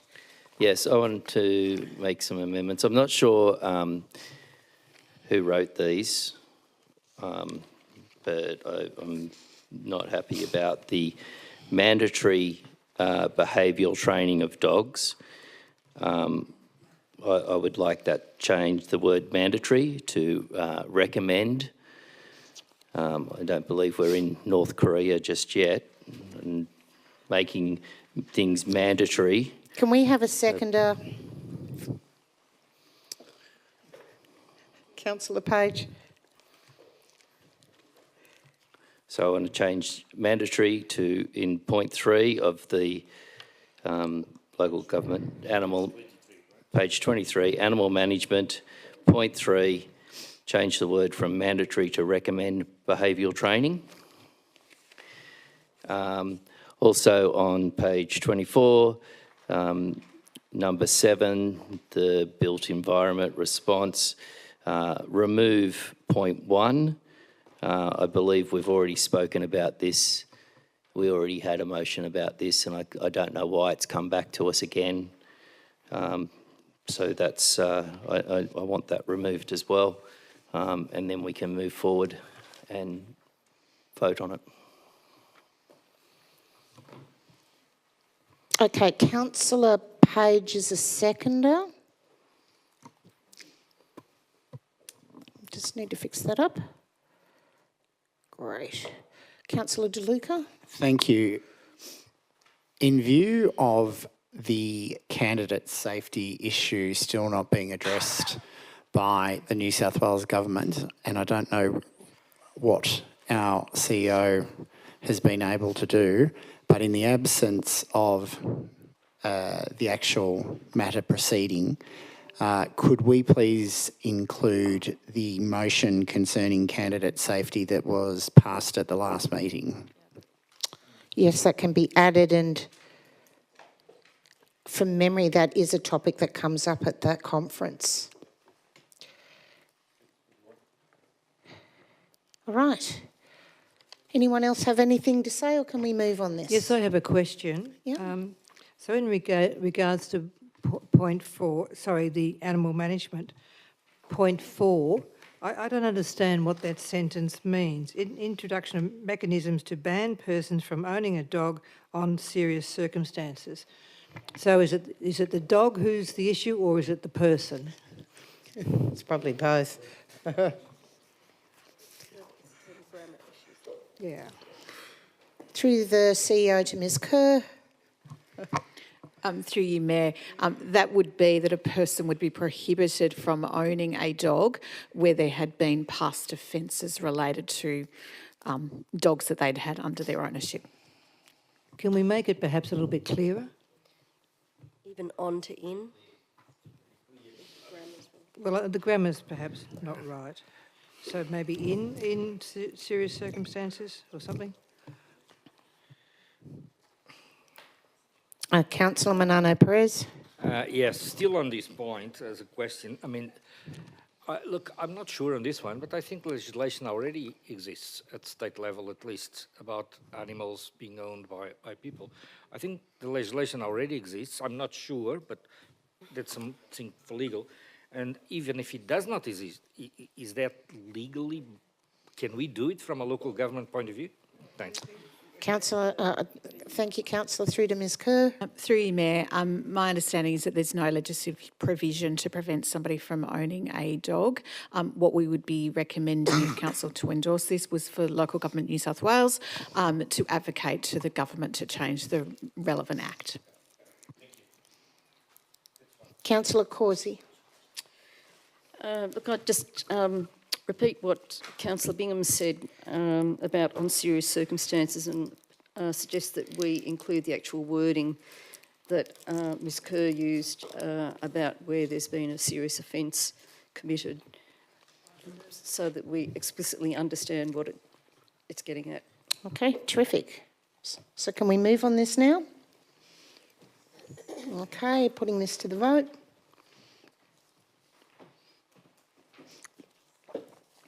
All those in favour? Unanimous. Declare that carried.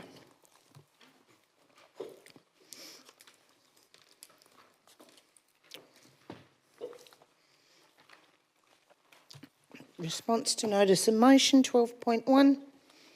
Councillor Sprott. Yep, thank you. So just in the... You're moving as is, or are you moving an amendment? No, moving an amendment. Can we have the amendment up? I'm taking out mandatory behaviour again. And a seconder is Councillor Crevlin. I've just got also a couple of questions. We've got registered, so here on the Northern Beaches, there are 248,000 registered and microchipped dogs and 98,000 registered and microchipped cats. Now, we've only got 270,000 residents on the Northern Beaches and 100,000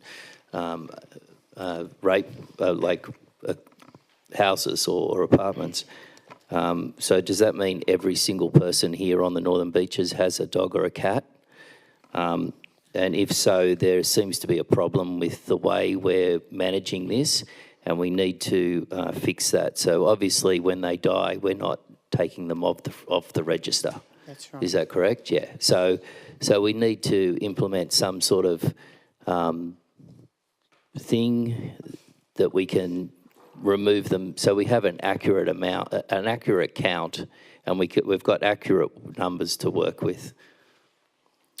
Councillor Sprott, I can remember putting a question in once about the age groups of our dogs on the Northern Beaches, and we had more young dogs and more dogs over the age of 20 exactly. than anything in between. It was really obvious that people These weren't numbers removing mean them. nothing now. So if we need to add something in there that says we develop a program to accurately count our dogs or bring something back to council, I'm happy to do that. Okay. I'm up to staff to offer something. Okay. Through you, Mayor. Councillor Sprott, you're correct. There are currently some challenges in the legislation, particularly in relation to animals which have moved outside the local government area, for example, or deceased animals. So we are at the moment working quite diligently to update the register through mail-outs to animal owners, for example, and providing information on our website, particularly for animals which are deceased, to at least have them taken off our register as well. Thank you. Okay. Can we put this to the vote? I just have a little question. Oh, Councillor Crevlin. Thank you, Madam Mayor, through you.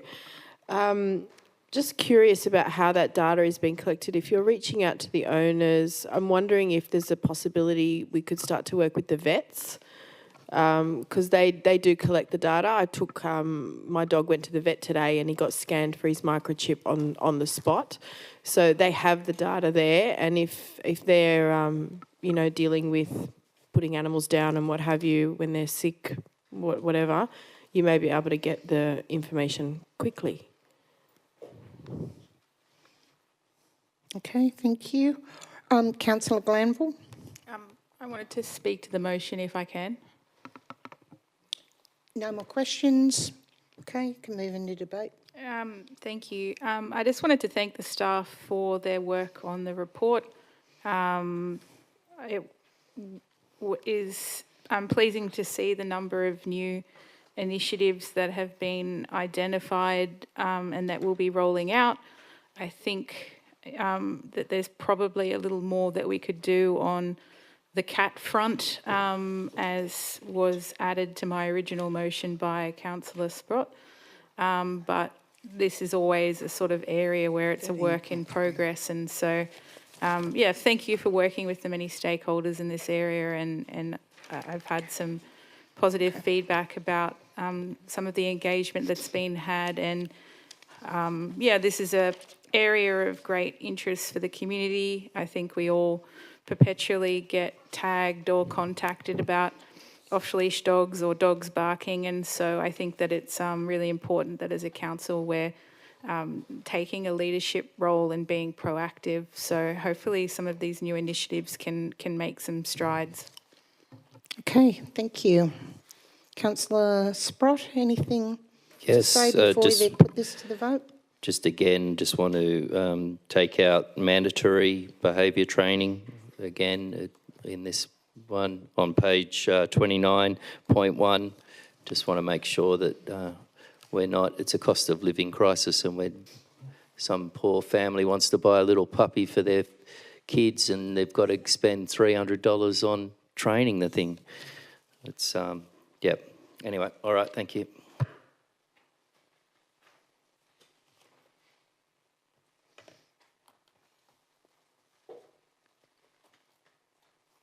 Okay, well, let's put this to the vote. Sorry, I'm having a discussion in my head. I'd really love to say something, but let's put this to the vote. All those in favour? Everyone except me. Okay, thank you. Next one. Is that me again? Kalani Shops? Yep. Yeah. Look, Are you moving it as is? yes, I am moving it And as... seconded by Councillor Ryburn? Yes, I am moving it. You're moving as is? Yep. And I appreciate the work that that we have done here. It's important to have these public facilities at Kalani Shops. After school, parents and children gather there. You know, it's quite busy in the on the weekend, etc. And there's no public facilities up there. I really feel for the people of Kalani. Unfortunately, yes, it's $400,000. Yes, we don't have the money, but I think that, you know, we could save, if we could start saving money, and I've been advocating for this time and time again, over and over again since day one, since 2017, we need to watch our pennies and focus on our needs and not our wants. You know, we wasted, last week we had to have a extraordinary meeting. It cost us around $10,000 because we spent 2 hours, you know, on Mayor Regan and his accomplishments. We spent, you know, we spent $180,000 a year on the water features at Manly and DY. We need to start to really focus on reining in our spending and find out where we can cut costs and focus on these things. You know, I'm putting that to the next council going forward. You need to really start to watch your pennies. Thank you. And the synergy of spending a penny and talking about public toilets isn't lost on me. Okay, councillors, let's put this on to the vote. All those in favour, declare that unanimous, carried. Okay, number 13.3. Councillor Genscher and Councillor Causey.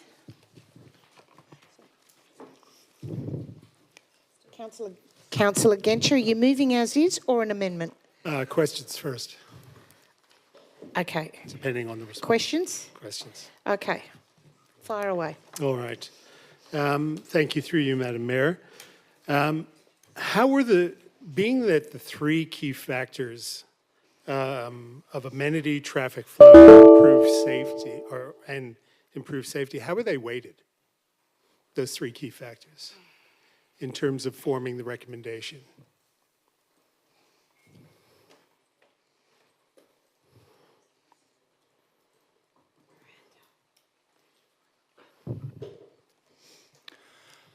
Through you, Madam Mayor, there was no weighting given to each of the survey questions. The percentage that was used was the overarching question around support or otherwise.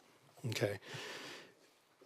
Can you explain briefly the methodology behind the analysis of the feedback? For example, if somebody put in a submission stating they thought traffic flow had improved but don't like the trees.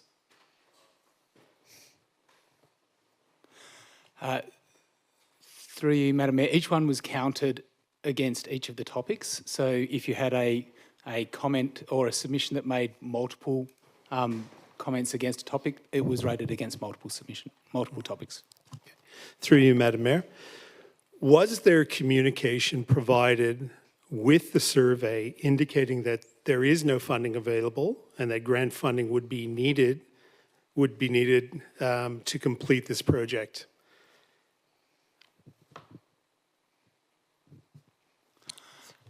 Through you, Mayor Hines, no, we didn't preface that. What the survey did was it followed the Avalon Place Plan recommendation, which was to actually seek the feedback from the users during the trial period. Through you, Madam Mayor, do you think having that information may have changed responses? Through you, Madam Mayor, I can't answer that question. Okay.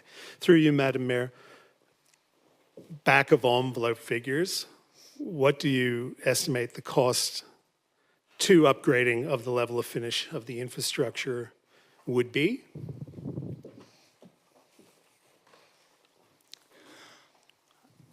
Through you, Mayor Hines, back of the envelope, we haven't done any detailed work, but $1.5 million approximately. Okay.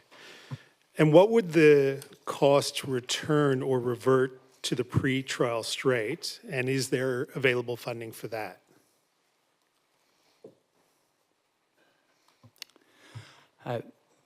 Through you, Mayor Hines, there's no current funding available to return it. What we did in terms of putting the installation in place is we used street furniture that actually could be used elsewhere from Council's street furniture guidelines. So we can reuse the furniture that's in place. We don't have a budget allocated for returning it to what it was.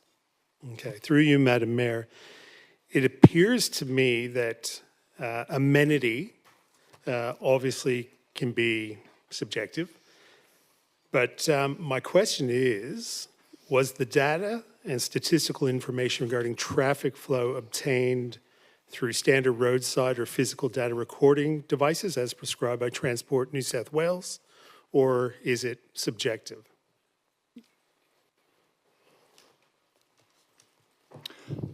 Through you, Madam Mayor, we did traffic counts. Through you, Madam Mayor, were those traffic counts obtained through roadside recording devices?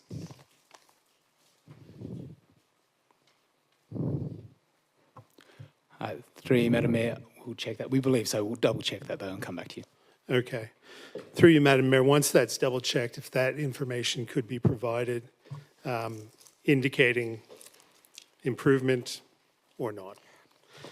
Was the data and statistics, sorry, through you, Madam Mayor, was the data and statistical information regarding improved safety obtained through standard method of obtaining such data as prescribed by New South Wales Government Centre for Road Safety, such as police, ambulance, emergency services, and insurers? Or was it provided through the feedback? Through you, Madam Mayor, that was a survey question, so that was provided through feedback. Sorry? That was a survey question, so it was provided through feedback. So we didn't actually get, it's anecdotal, I'm assuming, as in people felt the safety was improved. Through you, Madam Mayor, like all of the questions asked through the survey, it was people's opinions of how the trial had been implemented. Okay. I guess the question I have is, I can accept amenity, can absolutely be gauged by community feedback. I struggle to think how traffic flow and improved safety can be considered through opinion. Unrelated, there is the DY Strand project. This would sit behind, I guess, in the queue. How far away do you think the DY Strand would be?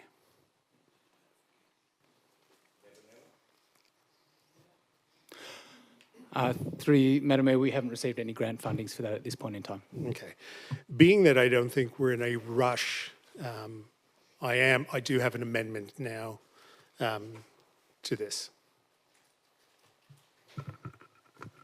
Can I also foreshadow an amendment, please? One amendment at a time. Okay, a seconder for your amendment? They'd have to see it. Yep.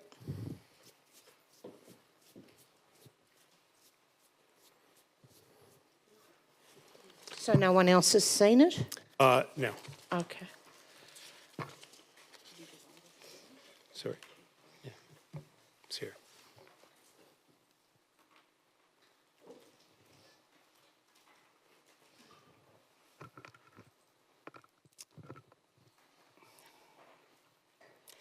I've got some questions as well. that Okay, I sorry. think So would I'm throw after a some light on seconder. this. So Councillor Okay. Page? Yep.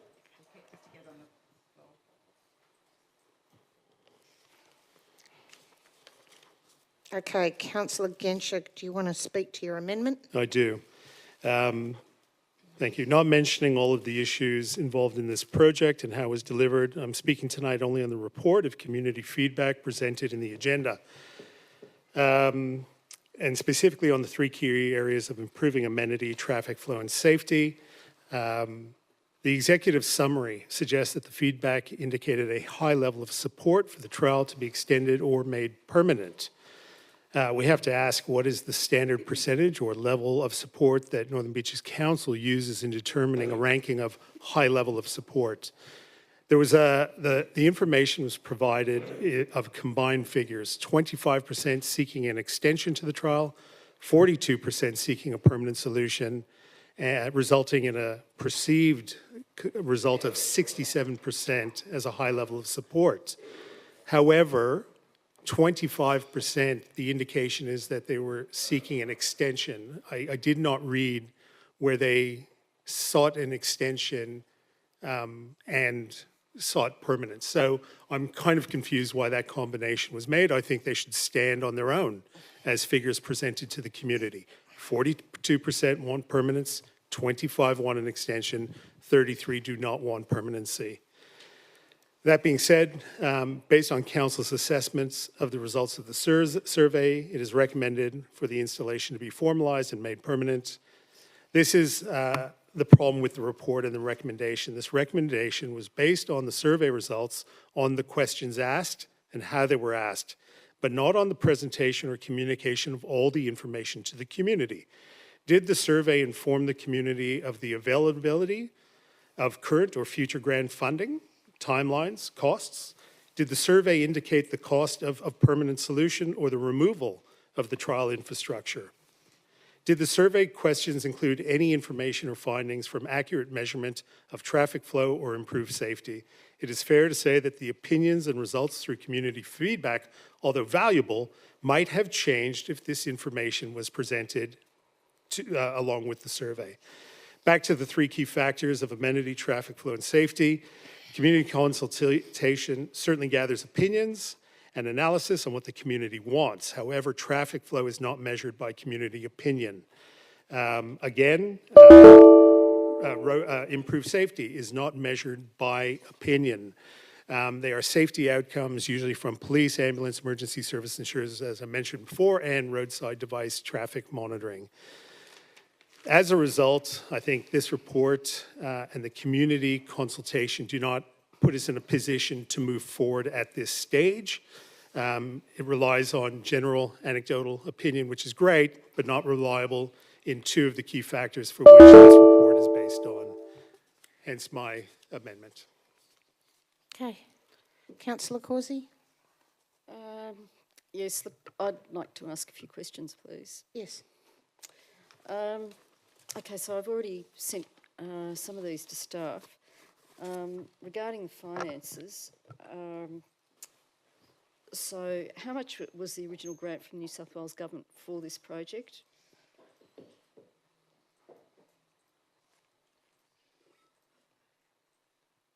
Councillor Genscher, could you take your light off? Thanks. Through you, Madam Mayor, the original grant funding was $500,000. Okay, and then how much was spent on the redesign and reconstructing drainage, as well as resurfacing Old Barrenjoey Road because of the problems with flooding, etc.? That was all included in the project. There was a separate project also run at the same time of upgrading the safety of the pedestrian crossings at the intersection of Avalon Road and Old Barrenjoey Road, which was separately funded What I'm through getting at Council's is traffic facilities. there must have been a cost of that would have come out of that grant, so how much would that work have been worth? I couldn't give you a figure on that particular element of the work. It was included in the work. Okay, so the community was told that money would be left over from the grant to either return the area to its former arrangement if the community rejected the shared space, otherwise to install permanent fittings and plantings. So I just wonder, can you tell me how much that money was and where did it go? The original proposal was to hold $50,000 to enable the work to be removed and reinstated should it be required. As was previously indicated, the elements of equipment there were designed to meet council's requirements should they be needed in other areas. The reason why the funds were expended was the implementation strategy was changed towards the end of the project with more night work and fewer shifts to complete the work with a less impact on the business community there. Okay, and can you explain for the community why that night work was required, please? That was a direction of the CEO at the time. Sorry? That was a direction of the CEO at the time. Okay, but what was the underlying reason? We were following a program and we were asked to minimise the impact on the business community, and so we moved to more night work. Okay. Okay, so how many car spaces were lost in total? I believe it's 7. Okay. And how many times have the bus routes been changed?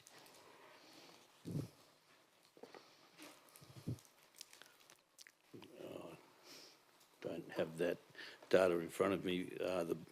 A number of the bus stops were relocated during the works to facilitate the work.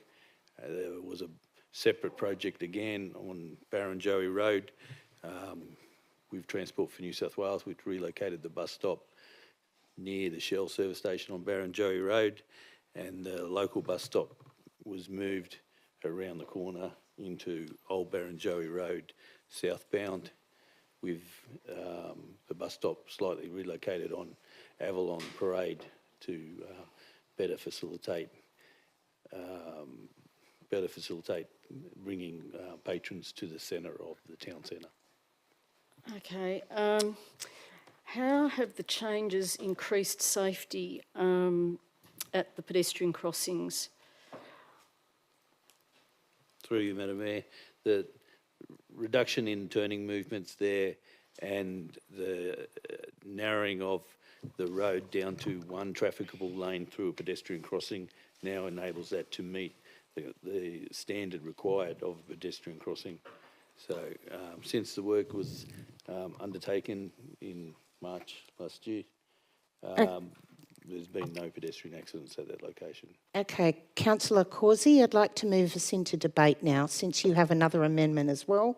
I just have one more question. If that means that when we get to your amendment, you're not asking another 10 questions.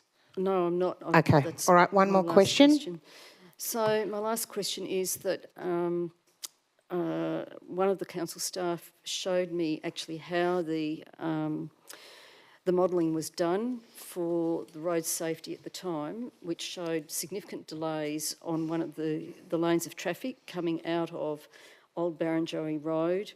And the question is? And the question is, do you now have figures for that lane of traffic? Can you tell what the delay there is now? Through you, Madam Mayor, we can get some more information in regard to that. However, the early delays that were being experienced by the users of that town centre settled down over time as people became more familiar with the changed traffic conditions in that area. Okay, all right, we're moving into debate. If nobody has anything to say, Councillor Genscher. Hang on. Yep, sorry. Thank you. Councillor Manano Very Perez. quickly, I do support the amendment, and I especially commend Councillor Genscher for including the financial considerations in the motion. When we go out for community consultation, I don't think we ever tell the public how much that's going to cost. And I think that is very unfortunate. When we go and ask, do you want gold-plated toilets? Do you want this? Do you want that? Nobody ever says, no, we don't, right? On the other hand, when we go out and say, if you want that, this is how much it's going to cost, If you want that, this is how much comes out of your rates. If you want that, that's the rate rise we're going to put. I think that should be out on public consultation. So I do support the amendment, and I commend Councillor Genscher for putting the financial information as part of the community consultation. Thank you. Anybody else? Councillor Causey. Yes, look, I don't support the amendment because basically I think that even though the figures, it's a composite figure, and, you know, yes, there are issues about any survey and interpretation of the data. However, I know from my gut feeling and from living in Avalon and going through Avalon practically every day of the week, that most residents are saying to me that they support the changes.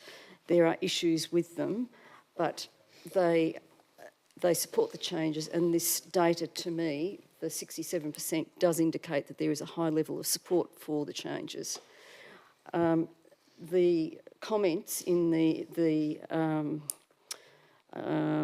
section where the comments as a whole in the attachment to the attachment indicate that there are a lot of issues with the implementation and how it's being done, and people would like to see that improved. But I think that the overall feeling is that, and all you have to do is go into Avalon any morning of the week and you can see that the area is full of people. There's one side across the road where there are a few seats that don't get used a lot, but most of the seats are full, and certainly on weekends they're full till at least lunchtime. If you're there in the evening, you'll see that some of the seats are being used by people eating takeaway. So whilst there are people who don't like what's being done, I think that most of the community appreciate it. And there are all sorts of comments in the feedback that indicate that. I'd also say that the Avalon Preservation Association, which is the main residents group in Avalon, has said to me when I suggested to them deferring the motion for more sort of analysis, that they would just like to see it move forward and for us to, you know, do the best we can to get on with the improvements. So, Okay. yeah. Thank you. Councillor Genscher. Yeah, through you, Madam Mayor, I just want to stress that I haven't indicated a position in terms of reverting, progressing. What I'm basically saying, and what this notice of motion, the thrust of it is that nothing is going to happen for a while. So in this period of time, would it not be better to go back and get accurate information in order to get accurate information? Okay. Let's put this to the vote. We're voting on the amendment. All those in favour? Councillor Manano Perez, Councillor De Luca, oh, hang on, now you're changing your minds. Councillor Walton, Councillor Manano Perez, Councillor Sprott, Councillor De Luca, Councillor Crevlin, Councillor Genscher, Councillor Page. Those against? Councillor Bingham, Councillor Grattan, Councillor Glanville, Councillor Robins, Councillor Causey and myself. Declare that carried. Okay. Now we move on that as the resolution. Okay.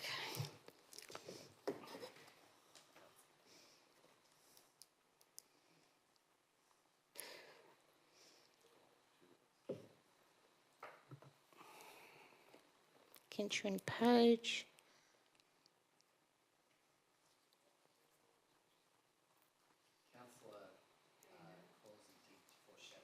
Ah, you did too. You're right, sorry. So Councillor Page. Sorry, Councillor Causey.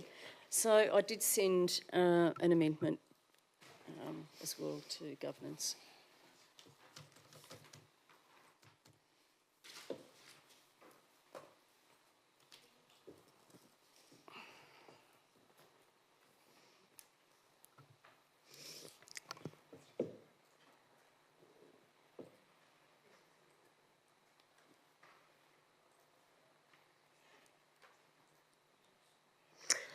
Can I ask on number 2, why we have apostrophes at the end. Is there something that we're missing?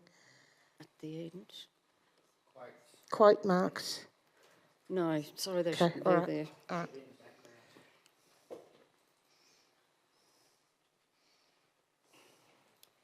Okay, Councillor Causey, do we have a seconder? Councillor Glanville? So I just want to confirm if item 3 requires funding? Or is that part of the grant funding process? Through to the CEO. Through you, Mayor Hines, yes, doing a design would require funding.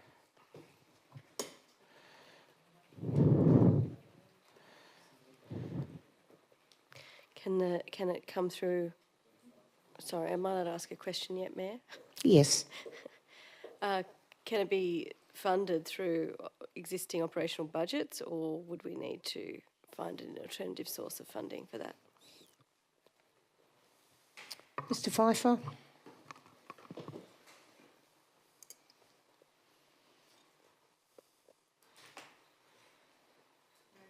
Oh,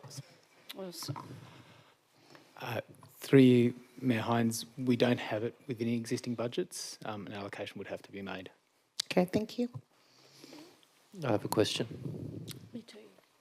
Sorry. Councillor Robins, you were first. Thank you, Mayor. Just probably a left field question to the CEO. Point 2, give high priority to seek grant funding. We have this sort of line in a lot of our recommendations these days. Do we have criteria for who we're going, do we have a priority system, criteria for grant funding? Does that make sense? Apart from the annual capital works program. Do you understand what I'm saying? Through you, Madam Mayor, in terms of when we seek grant funding, we usually apply for the most suitable grant.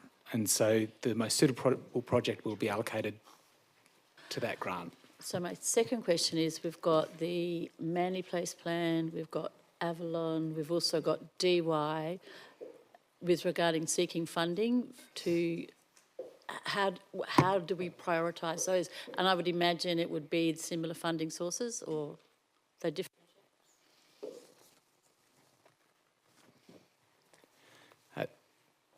Through you, Madam Mayor, it really depends on the grant funding deed that is presented to council. We then need to make the assessment as to what is the most suitable to apply for, and we can't state that over all grant programs.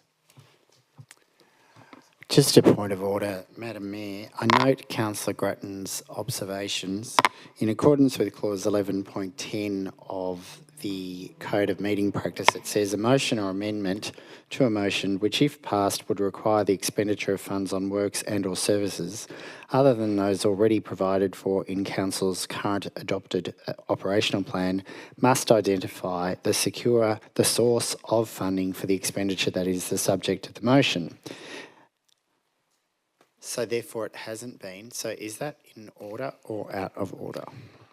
Through to the Can CEO. I just add something that might solve the problem? At the beginning of point 3, add subject to grant funding.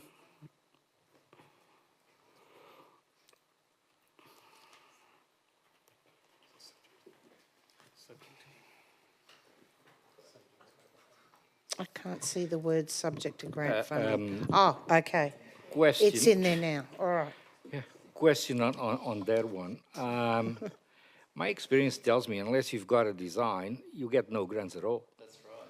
So unless you do the design, what are you going to apply for?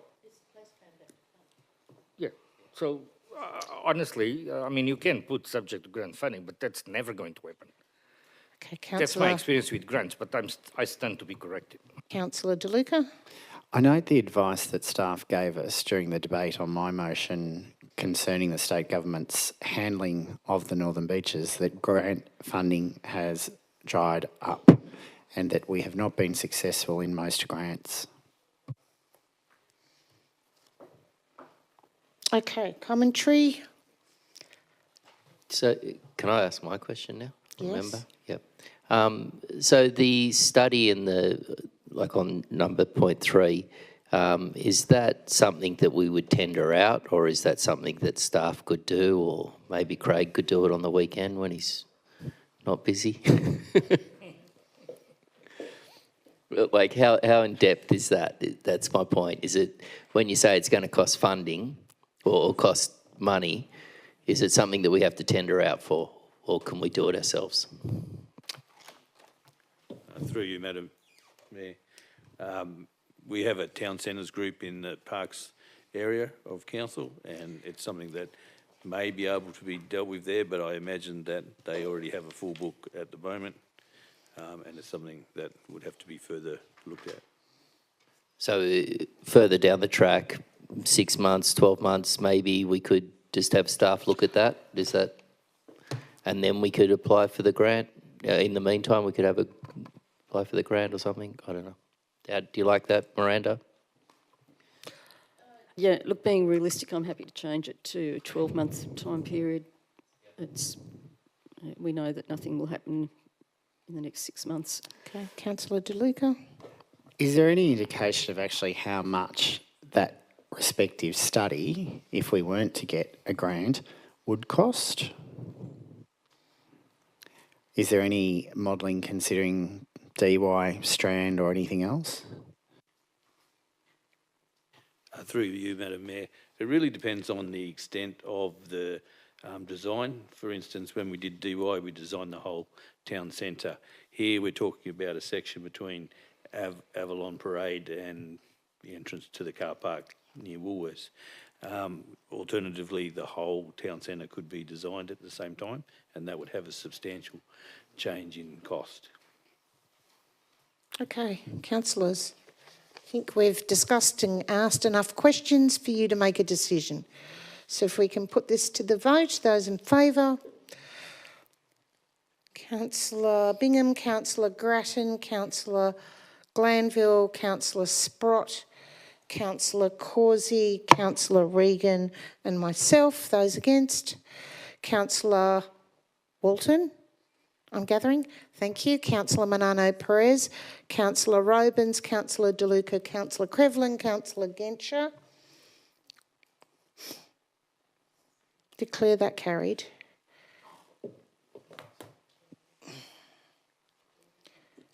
This becomes a substantive motion.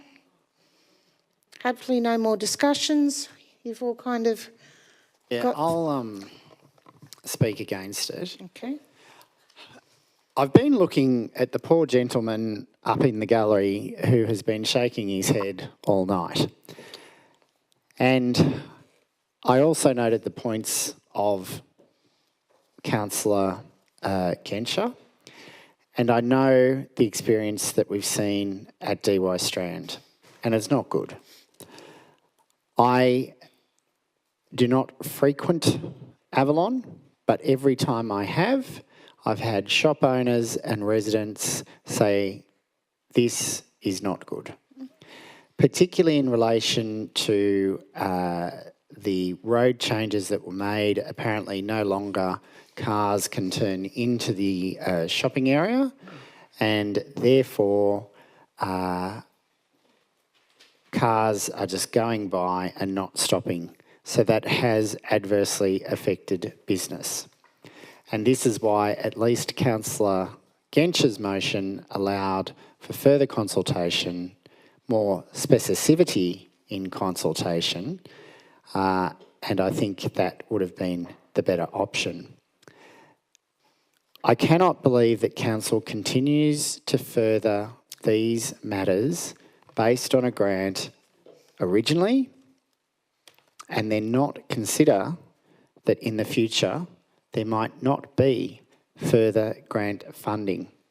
And we've seen that at DY Strand, and we'll be seeing that with this issue as well. I have asked on numerous occasions when we were supposed to get a response to the grant application, I should say, regarding DY Strand. And I think it was supposed to be 3 months ago. And yet the government hasn't even given courtesy to this council to say yes or no. And that harps back to the motion that we passed at the last council meeting of the neglect and complete disregard for the Northern Beaches. So sadly, I think we've got to be taking on Councillor Sprott's comments earlier, that we're going to have to look, and we've already passed a motion regarding a review of expenditure by the CEO. So I cannot understand why we continue to look at committing expenditure that we simply don't have a budget for, and it will be very problematic in the future because we will have to start either cutting projects or cutting other services. And I don't think that's been properly considered, so I'll be voting against. Thank you. Councillor Bingham.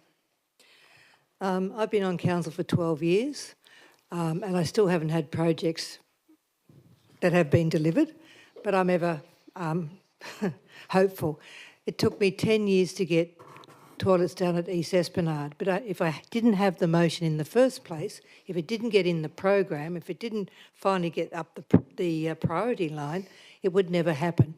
We cannot lose our vision because of budgets. We just have to press on, and then when the money becomes available, it becomes available. And it may not be for 10 years, but at least we're delivering what the community wants. And I think the Killarney Heights toilets is another good example. It won't happen for many years yet, but unless it's recorded and it's in the budget, it's in the priority list, it just will not happen. So I'm a great believer in getting it on the list.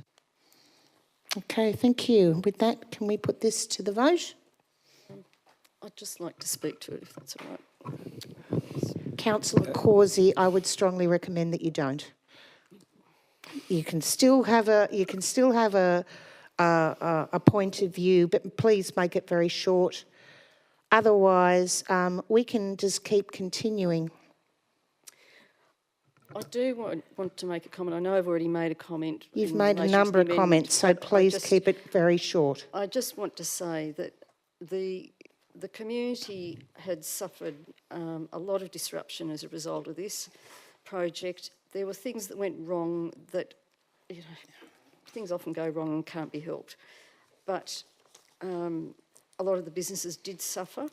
However, I speak to the businesses in Avalon quite frequently, and some of the businesses have done brilliantly out of this arrangement.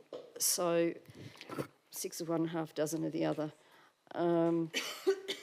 So yes, I'd just comment that there are some comments from the report that reflect the situation that I was discussing earlier about the community's feeling about the project. I'll just read a couple of them. The project is a success despite earlier glitches. It is frequently used and enjoyed by residents and visitors. Another one, as an older person, I find it very pleasant to sit with a drink and watch the people strolling past, and almost inevitably someone will stop for a chat. And then as a resident of Bilgola Plateau, I can say that I do not mind having to go down Central Road in order to access Woolworths, a very minor inconvenience when compared to the benefits of the road closure. So. Okay, thank you. If we can put this to the vote. All those in favour? Councillor Bingham, Councillor Grattan, Councillor Glanville, Councillor Sprott, Councillor Robins, Councillor Causey and myself. Those against? Councillor Walton, Councillor Manano Perez, Councillor DeLuca, Councillor Crevlin, Councillor Genscher and Councillor Page. Councillor Regan was for, by the way. Oh, Councillor Regan was also for it. Sorry, I didn't see your hand there. I declare that carried. I have a procedural motion, Madam Mayor. Yes. I move that we go into confidential and deal with the items in confidential, considering it's already 10:30. Yes. We need to ask for an extension as well. Seconded by Councillor Walton. All those in favour? Declare that unanimous. Can I move Second procedural motion is extension of time. Seconded by Councillor Glanville. All those in favour? Councillor Bingham, Councillor Glanville, Councillor Walton, Councillor Manano Perez, Councillor Sprott, Councillor Robins, Councillor Genscher, Councillor Page, Councillor Causey, myself, those against, Councillor Grattan, Councillor Crevlin and Councillor Regan. What's the extension of time till again? 11:30. 11:30. But this clock over here says 10 to 9. It's great. I know. No, but now. It does feel like time moves very slowly in the chambers at times, let me tell you. Madam Mayor, can we just clarify? Is the extension of time is till 11, isn't it? Not 11:30? No. It's 11:30. Well, it looks like we've got between 11 and 11:30. Have we got 11:15? Okay, it's 11:30. All right, let's get this Okay. on the road.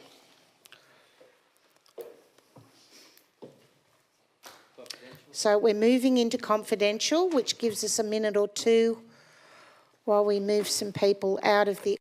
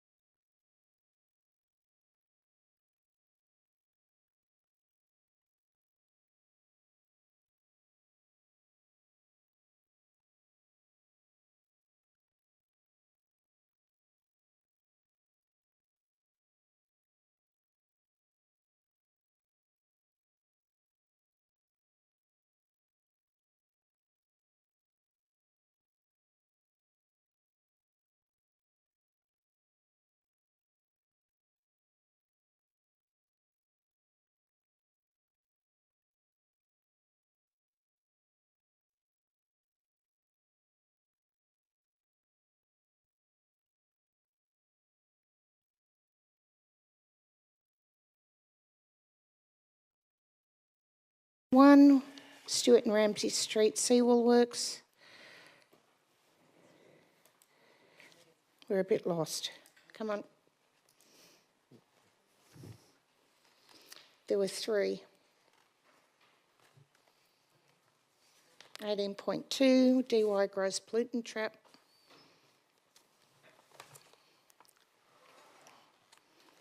Just want 14.4. That was the most important.